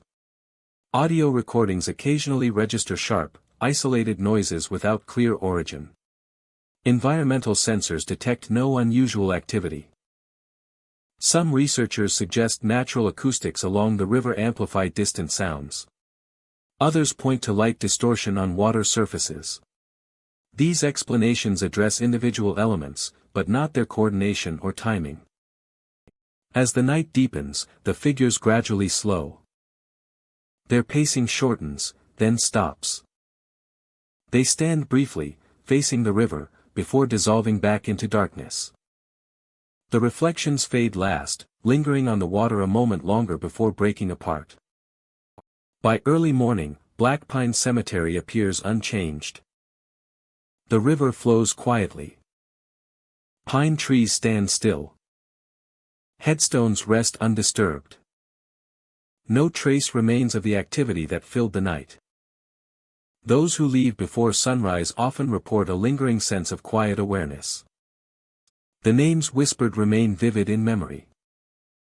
The sound of musket fire echoes faintly in thought long after it has faded from the air. Black Pine Cemetery remains open and accessible, a peaceful place by day. Visitors walk its paths without incident, unaware of what the river reflects after dark. But when night falls and the water smooths beneath the pines, shapes sometimes return to its surface. Figures pace the banks once more. Sounds from another time drift briefly through the trees. And for those who stand quietly near the river, listening, Black Pine Cemetery offers a reminder that the past does not always rest in silence. Ghostlight Riverside Cemetery rests along a slow, bending river, where the water moves quietly past rows of headstones and low stone markers. Tall grasses line the banks, and old trees lean inward, their branches forming a loose canopy that dims the light even during the day. The cemetery feels separate from the surrounding land, as if the river has gently carved out a space meant for stillness rather than passage. In daylight, the grounds appear peaceful. Paths curve naturally between graves, worn smooth by years of careful footsteps. Many headstones are weathered, their inscriptions softened by time and moisture. The river reflects the sky in broken patterns, its surface calm but never fully still. Visitors often remark on the quiet here, a silence that feels intentional rather than empty. As evening approaches, the atmosphere begins to shift. The light fades faster along the riverbank than elsewhere, shadows gathering between stones and stretching across the paths. Mist rises slowly from the water, drifting inward and settling low among the graves. Sound becomes muted. Even footsteps seem to lose their weight, as though absorbed by the damp ground. It is during this transition that the lanterns appear. Soft points of light emerge along the paths, hovering at waist height or slightly above. They glow steadily, casting warm illumination without visible flame or source. No one is seen carrying them. They do not sway like handheld lights, nor do they flicker in the breeze. They simply exist, marking the curves of the paths with quiet precision. Visitors often pause when they notice the lanterns, uncertain whether they are part of the cemetery or something else entirely. Following the light feels natural, almost encouraged. The paths become easier to see, the mist less obstructive.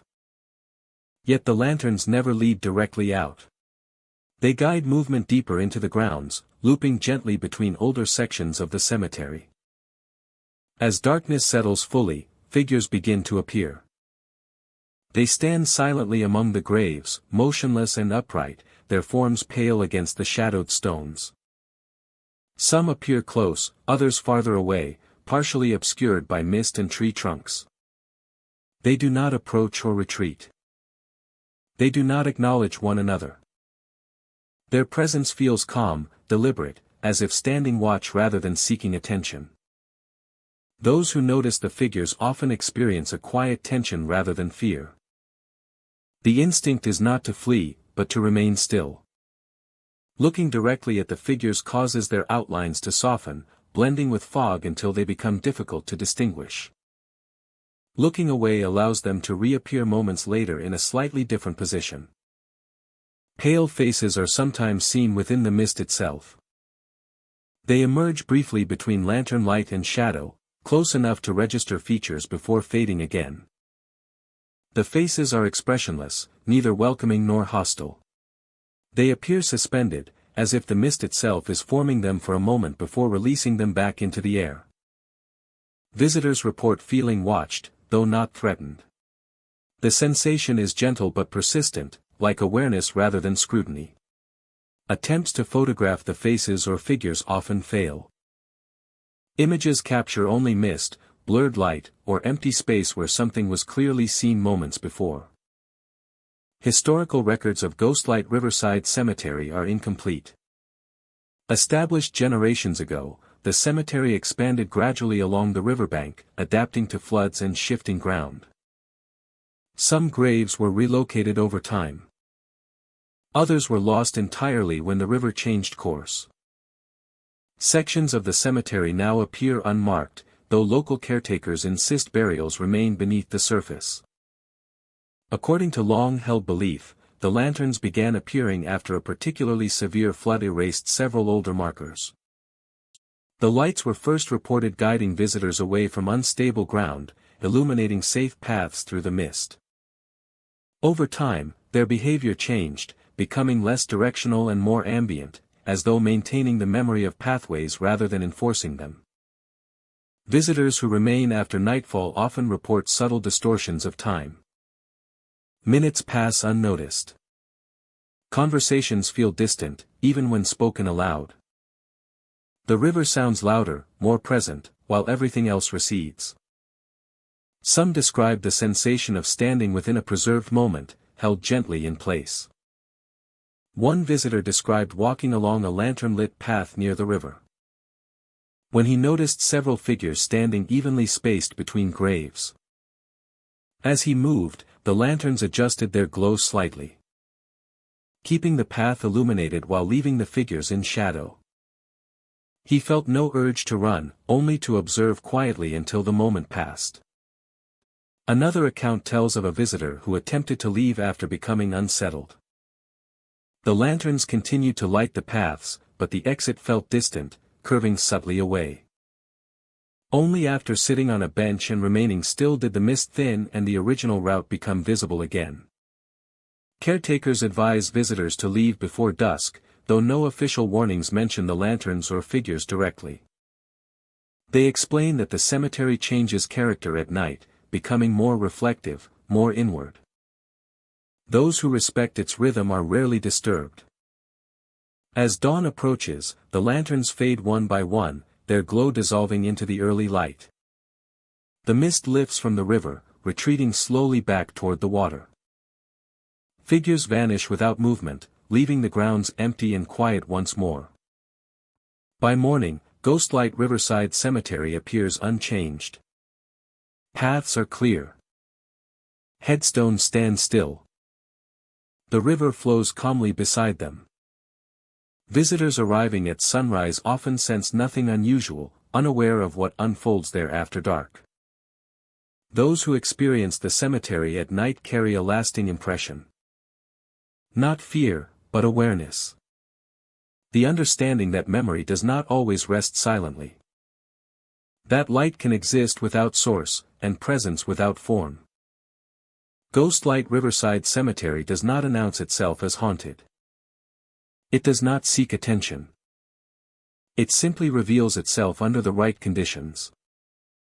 When mist rises from the river, and lanterns appear softly along the paths. In those moments, figures stand quietly among the graves. Pale faces drift within the fog. And the cemetery becomes something more than a resting place. It becomes a meeting point between what remains and what remembers. Illuminated gently by ghost light. Waiting patiently beside the flowing river. Ashwood Cemetery lies beyond a low ridge of pale stone, hidden from nearby roads by a line of old trees that filter sound and light. Rows of headstones stand evenly spaced, their surfaces worn smooth by weather and time. Gravel paths curve gently between them, leading visitors through a place that seems preserved in quiet balance. The air during daylight hours feels still. Even wind struggles to pass through the dense tree line. Leaves rest undisturbed on the ground, and birds move cautiously, their calls muted. Visitors often remark on how silent the cemetery feels, as though sound itself has learned to soften here. Nothing appears unusual in the sunlight. The graves are orderly. The paths are clear. Small markers and stone borders remain intact, showing signs of care long after regular use has ended. It is easy to believe the cemetery is simply old, peaceful, and forgotten. As evening approaches, subtle changes begin. The temperature drops noticeably, and the air gains weight. Sounds that were absent during the day begin to surface, faint and difficult to place. Night settles slowly over Ashwood Cemetery. Moonlight filters through branches and falls unevenly across the ground. The cemetery feels larger now, its paths less familiar, its corners deeper and harder to read. It is after full darkness that movement begins. Shadows glide across the graves, separating from the objects that should create them. These shadows do not flicker or distort like normal darkness. They move steadily, as though guided. Observers often notice these movements indirectly. A shift at the edge of vision. A dark shape passing where none should be. When looked at directly, the shadows slow or merge back into the ground, becoming indistinguishable from ordinary night. The shadows follow the layout of the cemetery. They trace paths between graves, curve around markers, and pause near intersections where paths meet.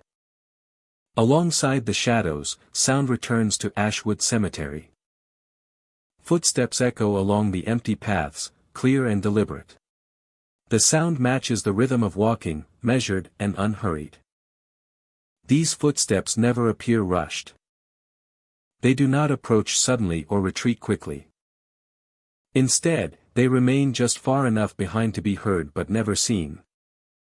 When a listener stops, the footsteps stop as well, resuming only when movement begins again. Yet the sense of company persists, reinforced by the steady return of footsteps once walking resumes. Historical records show Ashwood Cemetery served several small communities over many generations.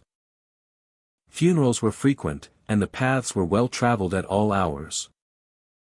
In earlier years, night burials were common, conducted quietly with limited light and few witnesses. The cemetery was designed for movement. Its paths connect family plots, communal sections, and older burial grounds farther back beneath the trees. Even now, the layout feels purposeful, guiding visitors along gentle curves that avoid abrupt turns or dead ends. Some believe the nighttime activity reflects this design. The shadows and footsteps follow paths as they were intended to be used, not wandering randomly but adhering to the structure of the space. The cemetery appears to remember how it functioned. Visitors often describe a feeling of calm layered with tension. The movement does not feel aggressive. The sounds do not signal danger. Instead, they create a sense of being accompanied, as if sharing the space rather than intruding upon it. At times, multiple sets of footsteps are reported, overlapping briefly before separating again. The shadows also seem to respond to presence. They never fully surround or block a path, but they maintain proximity. These moments pass quickly, leaving behind silence and stillness. Sound behaves differently near the trees at the edge of the cemetery. Footsteps grow softer there, while shadows stretch longer across the ground. The tree line feels watchful, though nothing moves within it. The sense of observation deepens near this boundary. Those who remain in Ashwood Cemetery for extended periods report a subtle distortion of time. Minutes feel longer, and the sequence of events blurs together. The repetition of footsteps and gliding shadows creates a rhythm that is easy to fall into, difficult to break. As the night progresses, activity gradually diminishes. Footsteps grow farther apart. Shadows slow and become less distinct. Instead, it settles, as if concluding something that required time to complete. By the hours before dawn, movement has nearly ceased. The paths lie quiet. The shadows rest where they fall. The air feels lighter, less charged. Moonlight fades as the sky begins to change. At sunrise, Ashwood Cemetery looks unchanged. Headstones cast short shadows once again. Gravel paths show no new marks. The silence returns to its daytime state, calm and unremarkable. Any memory of nighttime movement feels distant, almost unreal. Officials describe the cemetery as safe and well maintained. There are no warnings posted about sounds or shadows, only standard guidance about respecting the grounds. Visitors are encouraged to come during daylight, though nighttime access is not restricted. Those who have experienced Ashwood Cemetery after dark often carry a quiet certainty. The memory of shadows gliding where none should exist. The echo of footsteps that followed without revealing a source. The sense that the cemetery becomes active not with life, but with routine. Ashwood Cemetery does not present itself as hostile or inviting. It does not react to fear or curiosity. It simply continues patterns set long ago, allowing movement and sound to surface when darkness provides cover. By day, it rests in silence. By night, it remembers how to move. Shadows glide across the graves. Footsteps echo along empty paths. And when morning returns, everything settles back into stillness, leaving only the impression that something walked there when no one was watching. Widowmaker Cemetery lies on the outskirts of a broad plain where the land dips gently and the sky feels unusually close. A narrow road leads to the entrance, bordered by tall grass that bends easily in the wind. The cemetery itself is enclosed by a low stone boundary, uneven and weathered, as if it was never meant to last as long as it has. The name is not symbolic. Historical accounts confirm that multiple tragedies occurred here over many decades. Accidents, sudden illnesses, and events that struck without warning shaped the reputation of the place. Each loss added another layer to the cemetery's identity, until the name Widowmaker became a quiet acknowledgement of how often grief returned to this ground. During daylight hours, the cemetery appears subdued and orderly. Rows of headstones follow the natural curve of the land. Some are simple and unmarked, others etched with names softened by time. The ground is firm but uneven, shaped by years of weather and slow erosion.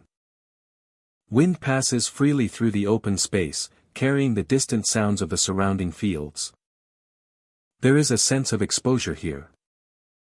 The cemetery feels open, almost too open, with little shelter from the sky above. Shadows lengthen along the edges of the cemetery first, creeping inward from the boundary stones and tall grass. The center remains lit slightly longer, creating a contrast that draws the eye outward, toward the perimeter. It is along these edges that figures appear. They arrive suddenly, without approach or sound, standing just beyond the rows of graves or near the stone boundary. Their forms are human in shape but indistinct, defined more by outline than detail. They do not linger long. One moment they are there, the next they are gone.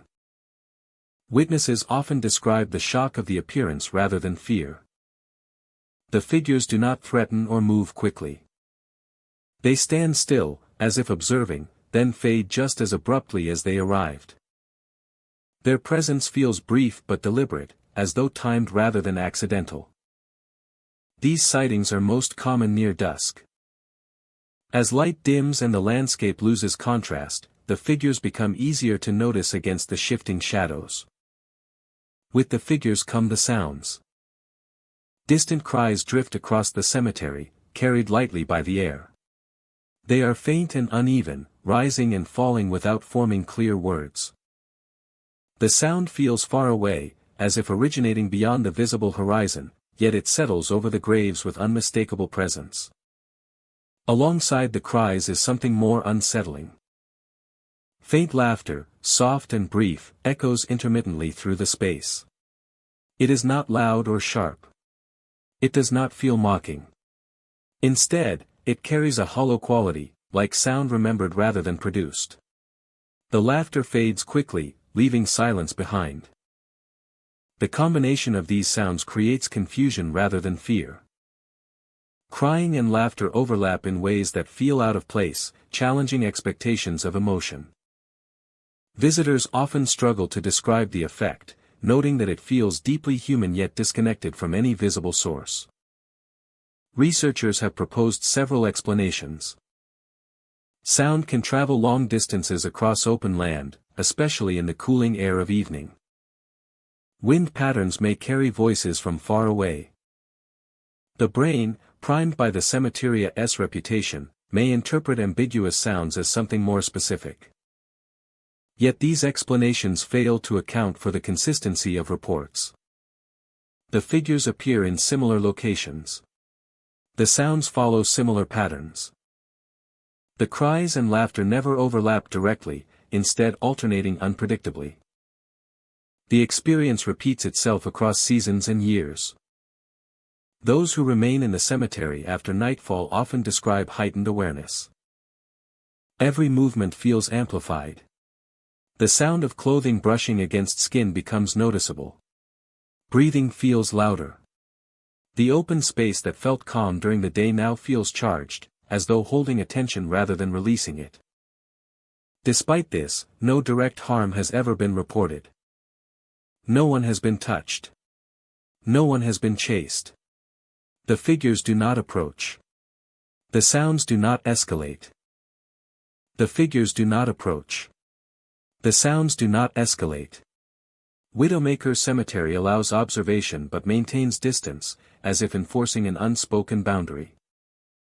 Some believe the cemetery reflects unresolved emotion. That repeated loss imprinted itself on the land, creating a space where grief and relief coexist without resolution. The cries may represent sorrow remembered. The laughter may reflect moments of release or denial that once followed hardship. Others believe the site simply magnifies human perception. In a place marked by tragedy, the mind becomes attuned to subtle cues. Shadows feel heavier. Sounds feel meaningful. The open landscape offers little distraction, allowing internal responses to surface more clearly. Those who leave the cemetery often do so quietly. Conversation feels unnecessary. The experience lingers in thought rather than memory, difficult to dismiss or define. Looking back, the cemetery appears unchanged, still and unremarkable beneath the fading light. At dawn, Widowmaker Cemetery returns to its daytime calm. The figures do not appear. The cries and laughter fall silent. Wind moves freely again, carrying ordinary sounds from the surrounding fields. The ground looks the same, marked only by stone and grass. Yet something remains. Visitors often report a lasting impression, not of fear, but of contradiction. The strange coexistence of sorrow and lightness. The sudden appearances and quiet retreats. The feeling that the place holds more than one story at the same time. Widowmaker Cemetery does not explain itself. It does not dramatize its past or demand attention. It stands quietly, shaped by repeated loss and human presence. When conditions align, it reveals fragments of sound and shadow, subtle reminders that memory does not always settle cleanly. In this open ground, where figures appear and vanish and distant cries mingle with faint laughter, the cemetery continues its quiet existence. Not as a warning, but as a reflection of how places marked by tragedy can remain active in subtle ways, carrying echoes of emotion long after the events themselves have faded into history. Misty Pines Cemetery lies deep within a forest of tall, narrow pines whose trunks rise straight and close together. During the day, the cemetery feels quiet and shaded, protected from the outside world by layers of needles and bark. Headstones rest unevenly among the roots, some standing firm, others leaning slightly as the ground slowly shifts beneath them. Fog rolls in low from the surrounding valleys, drifting between the pines like slow-moving water. Gathering first at the forest floor, curling around roots and stones. Then rises steadily, filling the space between trunks. The fog is thick but gentle, softening every edge and blurring distance. Until the cemetery feels suspended in a muted, colorless world. Sound fades quickly once the fog settles. Footsteps lose their echo. Wind whispers high in the canopy but never reaches the ground. Even the creak of branches feels distant, as though the forest has drawn a boundary around the cemetery and lowered the volume of everything within it. As visibility shortens, movement begins to appear among the trees. Figures glide silently between the pines, emerging briefly from the fog before dissolving back into it. Their shapes are tall and narrow, echoing the vertical lines of the trunks that surround them. They do not walk in a traditional sense. They drift, smooth and steady, never disturbing needles or soil beneath them. They pass freely between graves, through clusters of trees, and across open spaces without hesitation. Their outlines remain indistinct, blurred by fog that refuses to part fully. When watched directly, they seem to thin, becoming less defined, yet they never disappear entirely. Visitors often notice the sensation of touch before clearly seeing the figures. Fingers seem to graze fabric at the elbow or wrist. The contact is light and brief, never gripping, never pulling. It does not feel accidental. It feels intentional, as if acknowledging presence without demanding attention. Turning reveals nothing nearby. The fog drifts lazily. The pines stand still.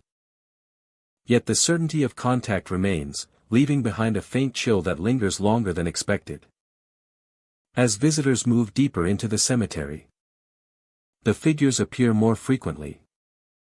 They glide in pairs or alone, never interacting with one another, never colliding. Their motion is calm and unhurried, as if following routes long established. They do not block passage or respond to movement. They simply exist within the fog. Misty Pines Cemetery dates back to a small settlement that once relied on the forest for timber and shelter. The settlement faded, and the cemetery became quieter with each passing generation. Burials slowed, then stopped entirely. The pines continued to grow, enclosing the grounds more tightly year after year. Local caretakers described the cemetery as peaceful, even comforting.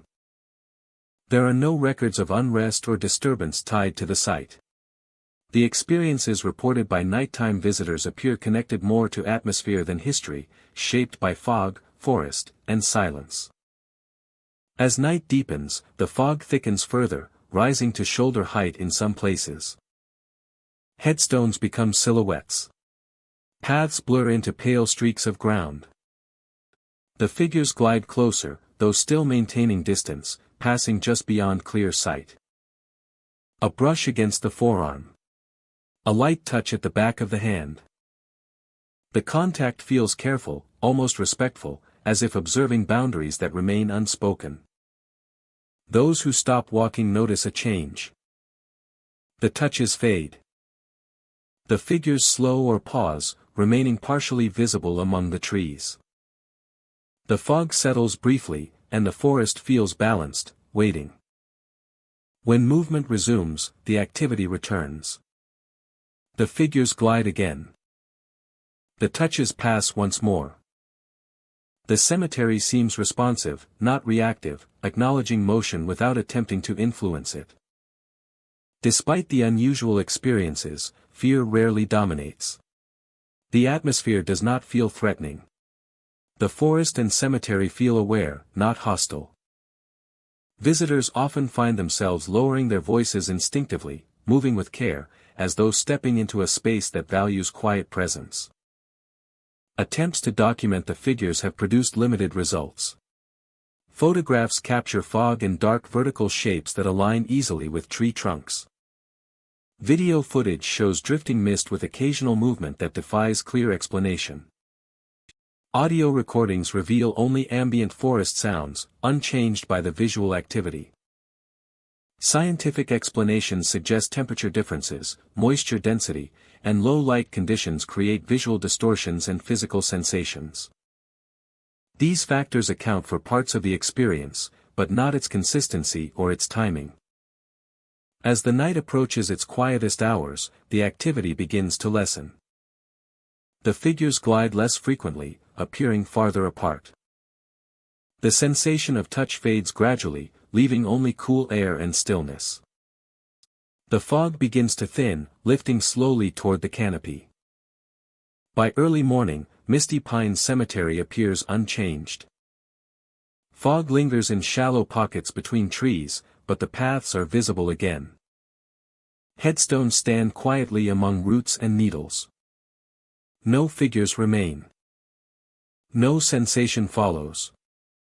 Those who leave before dawn often pause at the edge of the forest, looking back into the pines. Looking back into the pines. From this distance, the cemetery appears calm and ordinary, wrapped in soft gray light. Nothing suggests what the night contained. Yet those who have walked among the fog and trees remember it clearly. The silent figures gliding between trunks. The gentle brush of unseen hands. The feeling of sharing space with something present but unseen. Misty Pines Cemetery remains open to those who seek solitude and reflection. It offers no warnings and makes no promises. It simply rests among the tall pines, shaped by time, silence, and drifting fog. And when night falls, and mist rolls once more across the forest floor, the cemetery sometimes awakens quietly, allowing figures to glide again. And unseen hands to pass lightly. Reminding visitors that even in stillness, presence can be felt. Blackroot Cemetery lies on the edge of a barren rise where vegetation thins and the land opens to the sky. By day, the grounds appear ordinary, a quiet burial place bordered by low stone walls and scattered trees. Headstones stand in uneven rows, their surfaces worn smooth by years of wind and weather. Paths curve gently through the cemetery, guiding visitors between markers and patches of bare earth. Nothing about the place seems unusual until night begins to fall. As the sun sets, the soil undergoes a subtle transformation. Under moonlight, the ground darkens noticeably, taking on a deep black tone that absorbs light rather than reflecting it. What appeared brown or gray during the day becomes almost shadow itself, blending seamlessly with the night. Visitors often pause, unsettled by the way the earth seems heavier, deeper, as though the cemetery has sunk inward. The air at Blackroot Cemetery grows still after dusk. Wind moves carefully across the grounds, never gusting, never fully stopping. Sounds from the surrounding area fade quickly, replaced by a low hush that presses close. Footsteps on the paths feel muted, swallowed by the darkened soil beneath. It is during this quiet that figures are first seen. They emerge briefly between headstones and along the edges of the paths, forming just long enough to be noticed. Tall shapes, thin and indistinct, rising from the darkness before dissolving again. They do not walk. They do not approach. They simply appear, pause, and vanish, leaving behind the impression that something has passed through rather than arrived. Witnesses describe these figures as incomplete, their outlines soft, blending into shadow. Looking directly at them causes them to fade more quickly, as if attention itself disrupts their presence. Those who catch them in peripheral vision often see them more clearly, only to lose them the moment they turn. As night deepens, the chanting begins. It arrives faintly at first, carried on the wind in slow, steady pulses. The sound does not resemble speech in any familiar sense. It is layered and tonal, rising and falling with no clear rhythm. The chanting feels distant, yet close, brushing against the listener rather than reaching outward. It seems to come from everywhere at once, from between the stones, from the open ground, from the air itself. Some visitors hear the chanting clearly. Others sense it more than hear it, a vibration that settles in the chest and lingers. Caretakers of Blackroot Cemetery acknowledge these reports without surprise. They explain that the soil here has always been darker than the surrounding land, rich and heavy. According to local belief, the earth holds memory more strongly in this place, preserving echoes long after voices have faded. Recording devices rarely capture anything unusual, producing only soft wind or static where listeners insist the sound was present. Historical records show that the soil was deep and fertile, but stubborn, resisting cultivation. Early settlers chose it as a burial ground. Over time, graves accumulated, and the ground was turned again and again, layering the land with remembrance. Some believe the chanting is connected to this repeated turning of the soil. That the wind carries traces of ritual, of farewell, of moments spoken softly at gravesides over generations. Others suggest the sound is natural, created by air moving across uneven ground and stone. Yet these explanations fail to account for the consistency of the experience or the timing of the figures that appear alongside it. One visitor described standing near the center of the cemetery under a full moon. The soil beneath his feet appeared almost liquid in its darkness, swallowing shadows completely. As the chanting grew clearer, he noticed several figures emerge near the far row of stones. They remained for only a few seconds before dissolving, leaving behind a profound stillness. The chanting softened immediately afterward, as though responding to the change. Another account tells of a small group visiting just before midnight.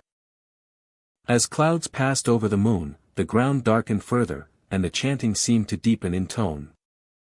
Figures appeared closer this time, rising briefly between graves before vanishing again. None of the group felt threatened, yet all agreed to leave together, guided by an unspoken understanding that the moment had passed. Despite its reputation, Blackroot Cemetery does not feel hostile. The atmosphere is heavy, but restrained. Nothing chases. Nothing demands attention. The figures do not advance, and the chanting does not grow louder when acknowledged. Everything remains contained, unfolding at its own pace.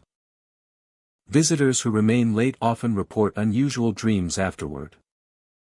Images of dark earth, slow movement, and distant sound recur without clear narrative. Waking brings clarity mixed with a sense of having listened rather than witnessed. Some describe feeling grounded in a way they cannot explain, as if the experience left them more aware of the weight beneath their feet. By dawn, the cemetery resets.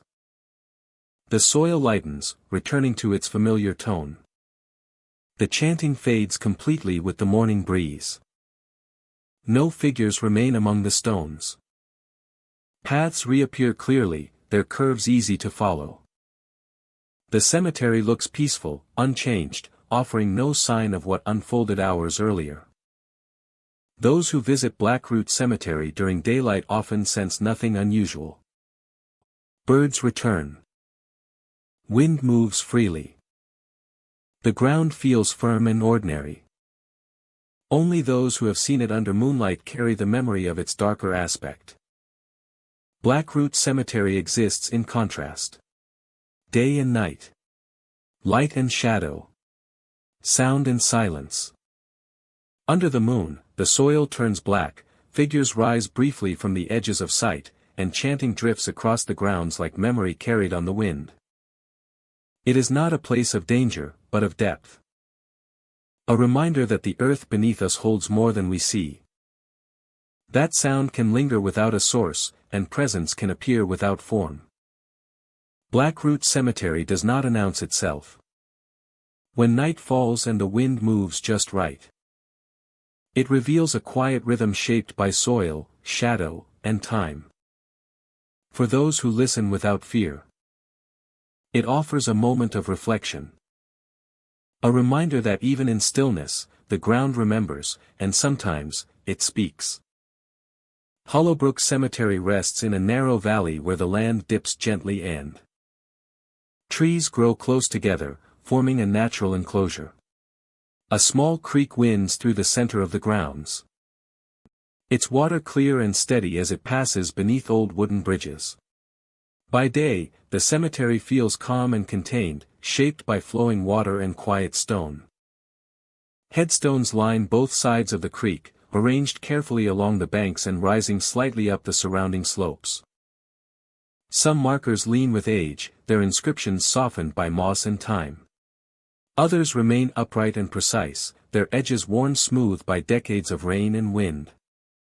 Others remain upright and precise, their edges worn smooth by decades of rain and wind. The paths between graves are narrow, packed earth mixed with fine gravel. The paths between graves are narrow, packed earth mixed with fine gravel. During daylight hours, the creek defines the rhythm of the place. Its sound carries gently across the cemetery, masking distant noise and creating a sense of separation from the outside world. Sunlight reflects off the water in shifting patterns, briefly illuminating the undersides of the bridges before moving on. The bridges themselves are simple structures, built from darkened planks and supported by stone footings. They connect both sides of the cemetery, allowing easy passage across the creek. By day, they creak softly under changing temperature. A natural sound that blends into the environment. Visitors often describe Hollowbrook Cemetery as peaceful. The presence of water softens the setting, and the trees provide shade and shelter. It feels like a place meant for reflection rather than fear, where time slows and attention turns inward. As evening approaches, the light begins to change. Shadows stretch along the creek banks, and the water darkens, reflecting less of the sky. The air cools noticeably, and the sounds of the day fade, leaving only the steady movement of water beneath the bridges.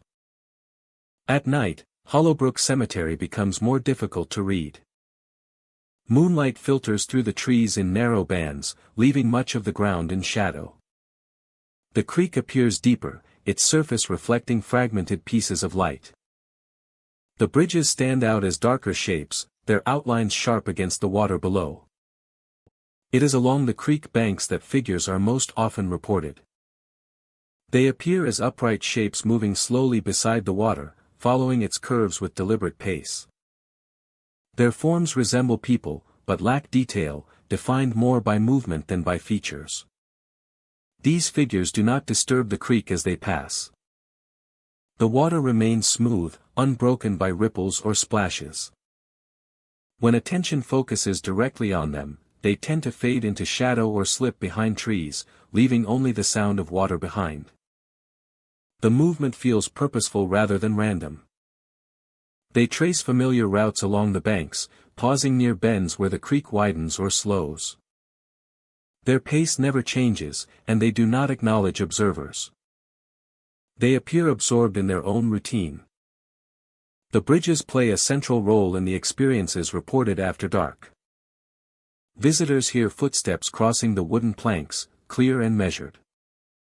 The sound travels from one end of a bridge to the other, accompanied by the subtle creak of wood responding to weight. The footsteps stop abruptly, only to resume later on a different bridge, sometimes farther away, sometimes uncomfortably close. These sounds often occur when the surrounding area is still. There is no wind strong enough to move the bridges. Leaves remain motionless. The footsteps follow a walking rhythm that feels intentional, not accidental. Those standing near the creek at night often report a sense of being accompanied. The figures along the banks and the footsteps on the bridges create the impression of activity continuing independently of observation. The cemetery feels occupied by movement rather than presence. Historical records indicate Hollowbrook Cemetery was established alongside a small settlement that relied heavily on the creek. Water shaped daily life, marking boundaries and guiding travel. Bridges were essential, linking different sections of the grounds and serving as quiet gathering points during services. Nighttime burials were once common here, especially during periods when daylight was scarce. Lantern light reflected off the water as processions crossed the bridges. Footsteps echoing softly across the planks. These routines were repeated for generations. Some believe the nighttime activity reflects these patterns. The figures along the banks mirror walks taken long ago. The footsteps on the bridges echo paths once crossed countless times. The creek, constant and unchanged, binds these movements together. Visitors often describe the experience as unsettling but restrained. The figures do not approach. The footsteps do not chase. Everything unfolds with a sense of distance, as though respecting an invisible boundary between observer and activity. Attempts to capture the phenomena rarely succeed. Photographs show empty banks and still bridges. Audio recordings pick up water and ambient noise. But the footsteps often register faintly or not at all. The experiences seem resistant to documentation. Spending extended time in the cemetery at night can feel disorienting. The steady sound of the creek masks subtle noises, making it difficult to judge direction or distance. Reflections shift constantly, and movement at the edge of vision becomes more noticeable. At certain moments, multiple bridges seem active at once. Footsteps echo from different directions, overlapping briefly before falling silent. The effect creates a sense of coordination, as if several unseen individuals are moving through the ground simultaneously. Activity gradually diminishes. Figures along the banks appear less often. Footsteps become spaced farther apart. The creek remains unchanged, its flow steady and grounding. By the hours before dawn, the cemetery returns to near stillness. The bridges stand quiet. The banks appear empty. Only the sound of water remains, carrying softly through the valley. At first light, Hollowbrook Cemetery looks exactly as it did the day before. The creek runs clear. The bridges show no new marks. The ground is undisturbed. Any memory of nighttime movement feels distant, difficult to reconcile with the calm scene. Officials describe the cemetery as well maintained but remote. There are no warnings posted about sounds or sightings, only guidance about uneven ground and respecting the site. Visitors are free to enter, though few choose to stay after dark. Those who have experienced Hollowbrook Cemetery at night often carry lingering impressions. The image of figures moving along the water. The unmistakable sound of footsteps on empty bridges. The feeling that the cemetery continues its routines whether or not anyone is there to witness them. Hollowbrook Cemetery does not feel abandoned in the traditional sense. It feels ongoing, shaped by water, paths, and repetition. When darkness settles, movement returns briefly along the creek and across the bridges, not to disturb the living, but to continue patterns that were never fully brought to an end. Blood Willow Cemetery rests in a low, mist-prone hollow where the ground remains damp and the air rarely feels still. A narrow dirt road leads to the entrance, fading into grass and fallen leaves before reaching the first headstones. Tall willow trees surround the grounds completely, their long branches hanging low and brushing against stone, soil, and one another as if the cemetery is enclosed within a living curtain. Their trunks are thick and dark, marked by age and moisture. Roots rise above the surface in wide, twisting patterns, breaking through earth and winding around headstones and paths. Some markers lean where roots have slowly lifted the ground beneath them, tilting names and dates toward the soil. Even on calm days, the willows sway. Their movement does not always match the wind. Branches drift and bend in slow, uneven motions, sometimes continuing long after the air has gone still. Leaves whisper constantly, overlapping one another in soft, restless layers of sound that never fully settle into silence. During daylight, Blood Willow Cemetery feels subdued and watchful. Light filters unevenly through the hanging branches, casting long shadows that shift slowly across the ground. The air is cool and heavy, carrying the scent of wet bark and earth. Footsteps sound muted, absorbed by soil and fallen leaves before they can echo. As afternoon fades, the atmosphere begins to change. The space beneath the willows darkens quickly, while the sky beyond remains faintly lit. Shadows gather around the roots, thickening until individual shapes become difficult to separate. The boundary between tree and ground blurs, creating pockets of darkness that seem deeper than they should be. It is among these roots that figures appear. They crouch low to the ground, partially hidden by hanging branches and tangled wood. Their shapes are small and indistinct, darker than the surrounding shadow, as if formed from the absence of light rather than substance. They do not rise or approach. They remain close to the roots, still and patient. Yet when attention shifts away, their positions seem to change.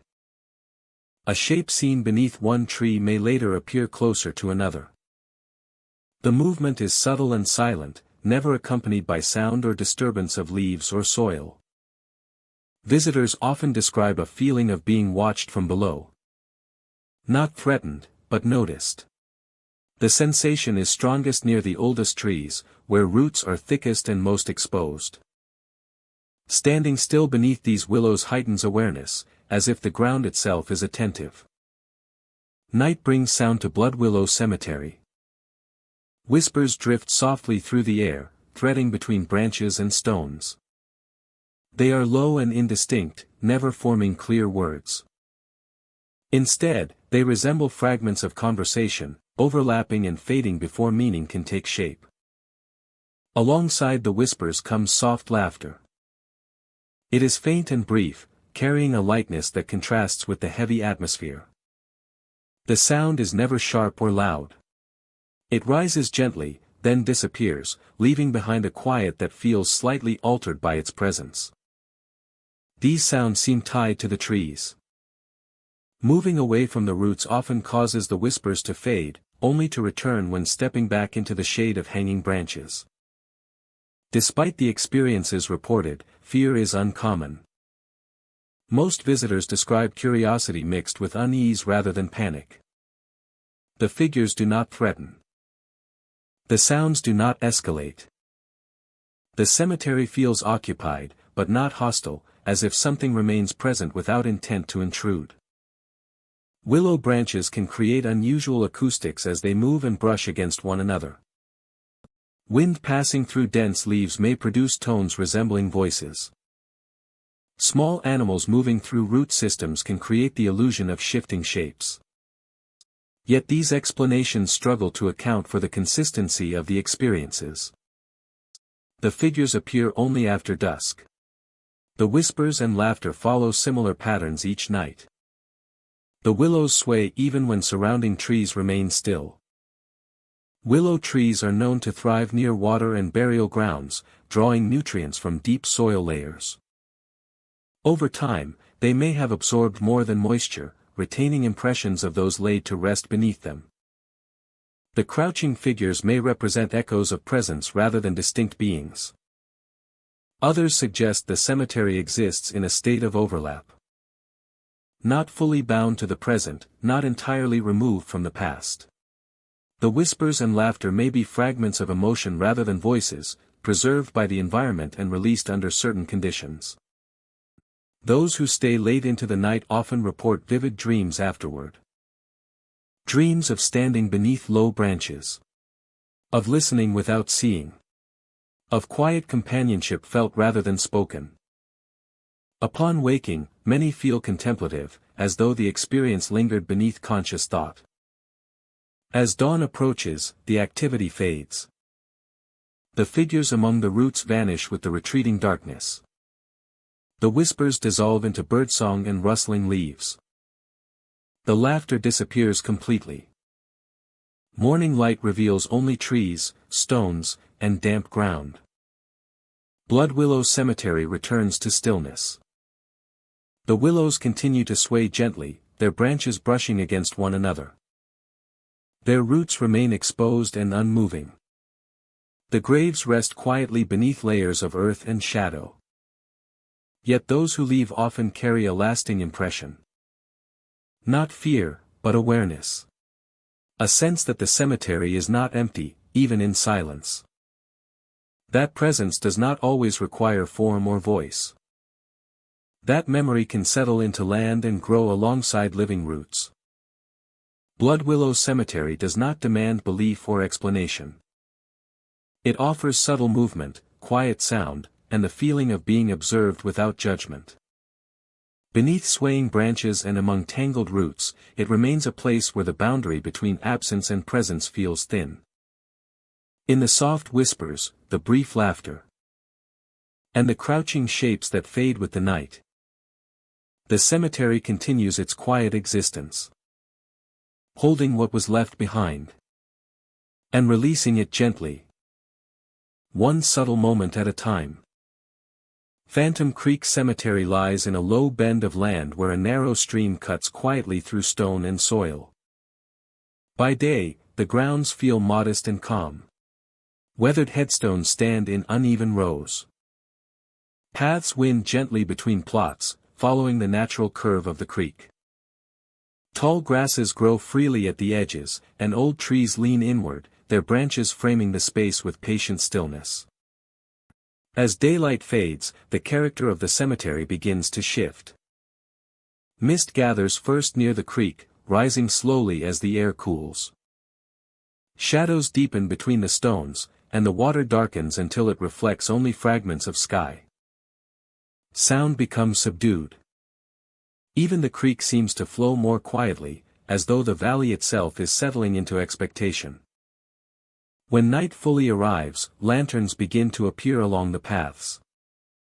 They glow softly, one by one, hovering at a familiar height above the ground. Their light is warm and steady, illuminating gravel and grass beneath them. Each lantern drifts forward at a slow, deliberate pace, following the curves of the cemetery paths with careful precision. No figures accompany them. They float alone, swaying slightly as if guided by an unseen rhythm. Visitors watching from a distance often assume caretakers are moving through the grounds. But closer observation reveals no footsteps, no breath, no sound beyond the faint murmur of water nearby. The lanterns cast light without casting explanation. As the lanterns progress, the ground itself begins to respond. Near older graves and low patches of earth, shapes start to rise slowly from the soil. They do not break through or disturb the ground. Instead, they seem to assemble themselves upward, forming human outlines that grow clearer as they emerge. Their movement is gradual, unhurried, and completely silent. These figures remain close to where they rise.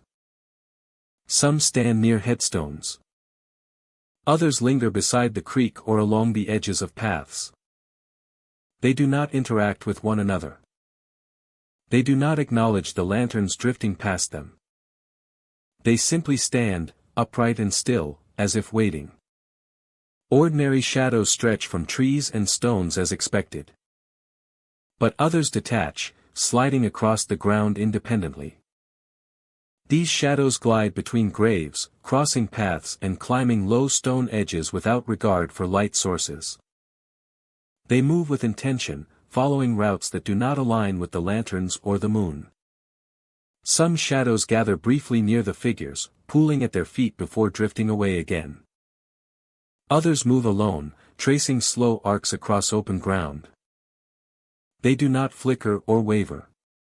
Their edges remain smooth and defined, darker than surrounding night. Despite the unsettling visuals, the atmosphere remains controlled and restrained. Nothing rushes. Nothing advances aggressively. The lanterns continue their steady paths. The figures remain still. The shadows move with quiet purpose. Phantom Creek Cemetery has stood for generations, serving small communities that once relied on the nearby waterway. Records suggest that lanterns once guided evening processions and late visits, their light reflecting off the creek as people moved respectfully through the grounds. Over time, the cemetery grew quieter, and these routines faded into memory. Some believe the nightly phenomena reflect those old patterns. Lanterns lighting paths long remembered. Figures rising where people once gathered. Shadows reenacting motion without bodies to cast them. Visitors who walk among the lanterns often describe a feeling of alignment, as if stepping into a sequence already underway. The lanterns illuminate just enough to guide movement, but never enough to reveal detail beyond their glow. The figures remain at a respectful distance. The shadows move freely, unconcerned with observation. Standing still brings a subtle change. Lanterns slow or pause. Shadows drift past without notice. The figures remain motionless, facing no particular direction. The cemetery feels balanced, as if waiting for movement to resume. When walking continues, the activity resumes as well. Lanterns glide forward again. Shadows trace new paths. The cemetery seems responsive, not reactive, acknowledging presence without altering its rhythm. Attempts to document the phenomena have proven inconclusive. Photographs capture lantern light without visible source. Video footage shows shadows moving where no objects stand. Audio recordings reveal only ambient night sounds, unchanged by the visual activity. Scientific explanations suggest atmospheric conditions, reflective surfaces, and low-light illusions may contribute. These theories explain individual elements, but not their coordination or consistency. As the night progresses, the lanterns begin to dim. One by one, they fade softly until only darkness remains along the paths. The figures sink back into the ground as slowly as they rose, dissolving into soil and shadow without trace. The independent shadows thin and rejoin their sources, behaving normally once more. By the early hours of morning, Phantom Creek Cemetery returns to stillness. The creek flows quietly. Headstones rest undisturbed. No light moves where lanterns once drifted. No shapes stand where figures emerged. Yet the memory remains vivid for those who witnessed it. Lanterns floating along empty paths. Shadows moving with their own intent. Phantom Creek Cemetery remains open and unmarked, a quiet place beside running water. By day, it offers calm and reflection. By night, it reveals something else entirely.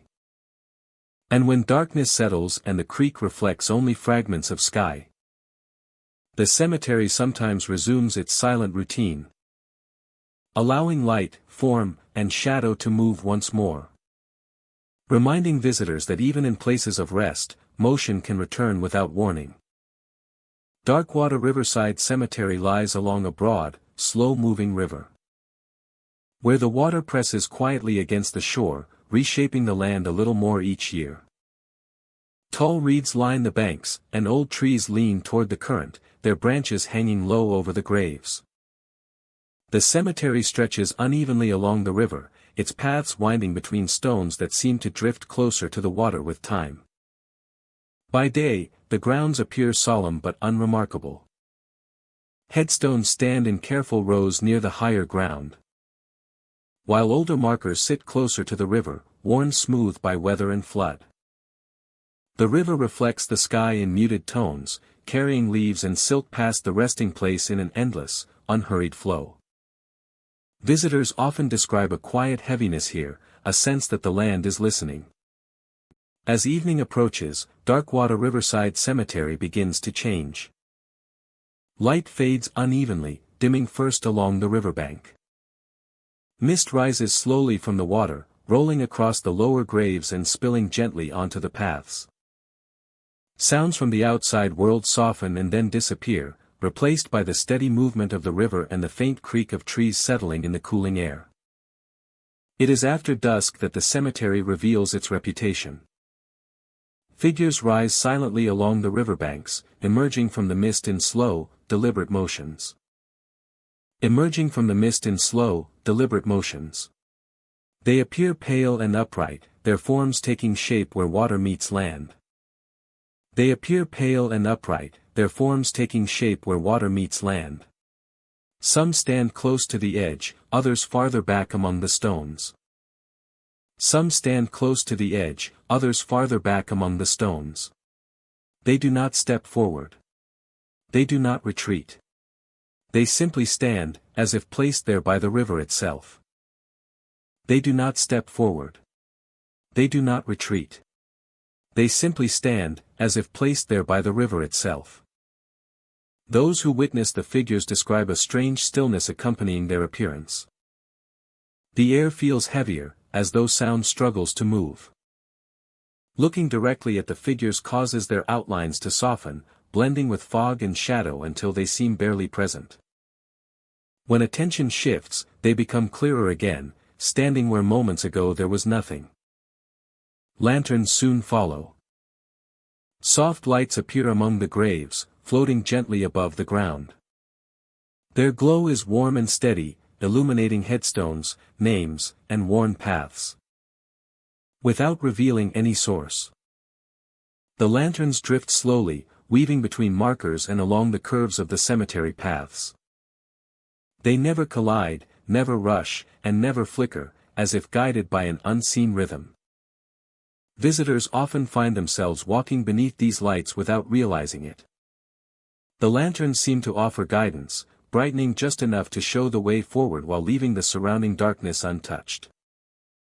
The farther one follows, the deeper the cemetery feels, as though distance stretches beyond its true size. Sound returns in fragments. Footsteps echo along the paths, measured and deliberate, often matching the pace of those walking. When visitors stop, the footsteps continue for a moment, then fade. Whispers drift through the mist, layered and indistinct, brushing past like breath rather than sound.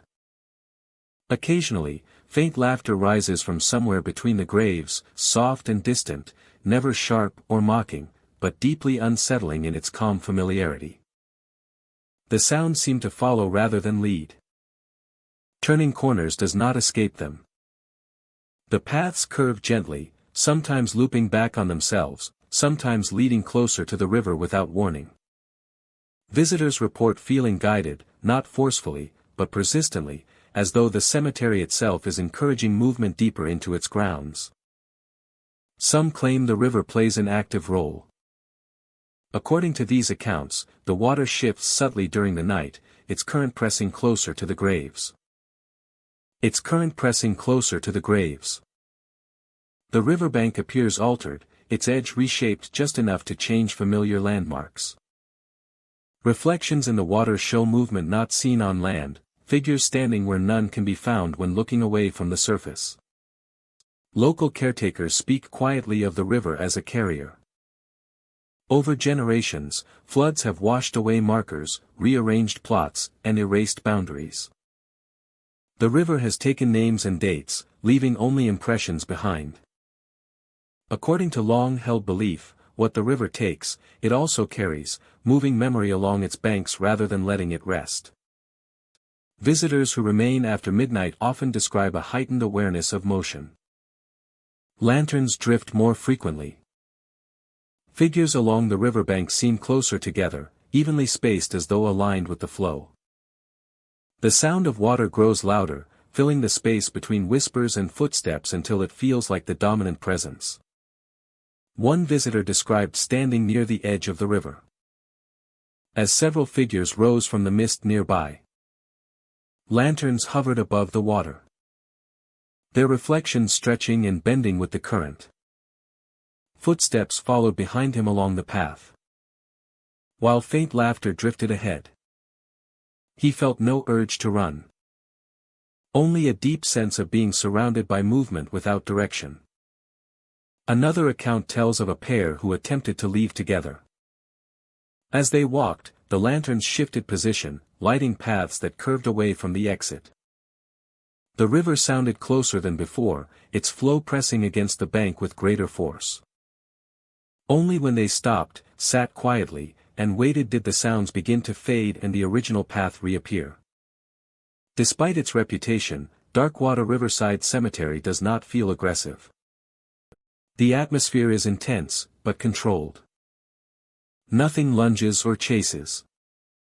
Everything unfolds slowly, allowing visitors time to observe, to listen, to become aware of the space they occupy.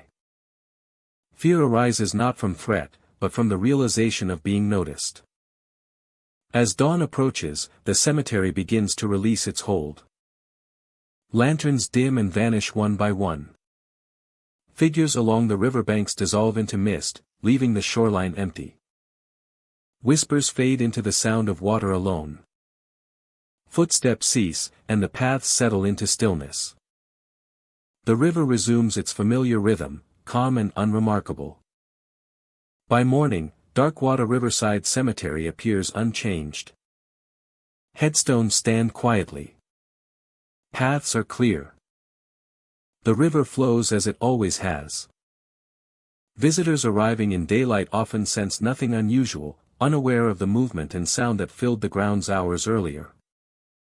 Those who experience the cemetery at night leave with a lingering awareness. Not fear, but understanding. That water remembers, carries, and reshapes what it touches. That light can move without source, and sound can follow without form.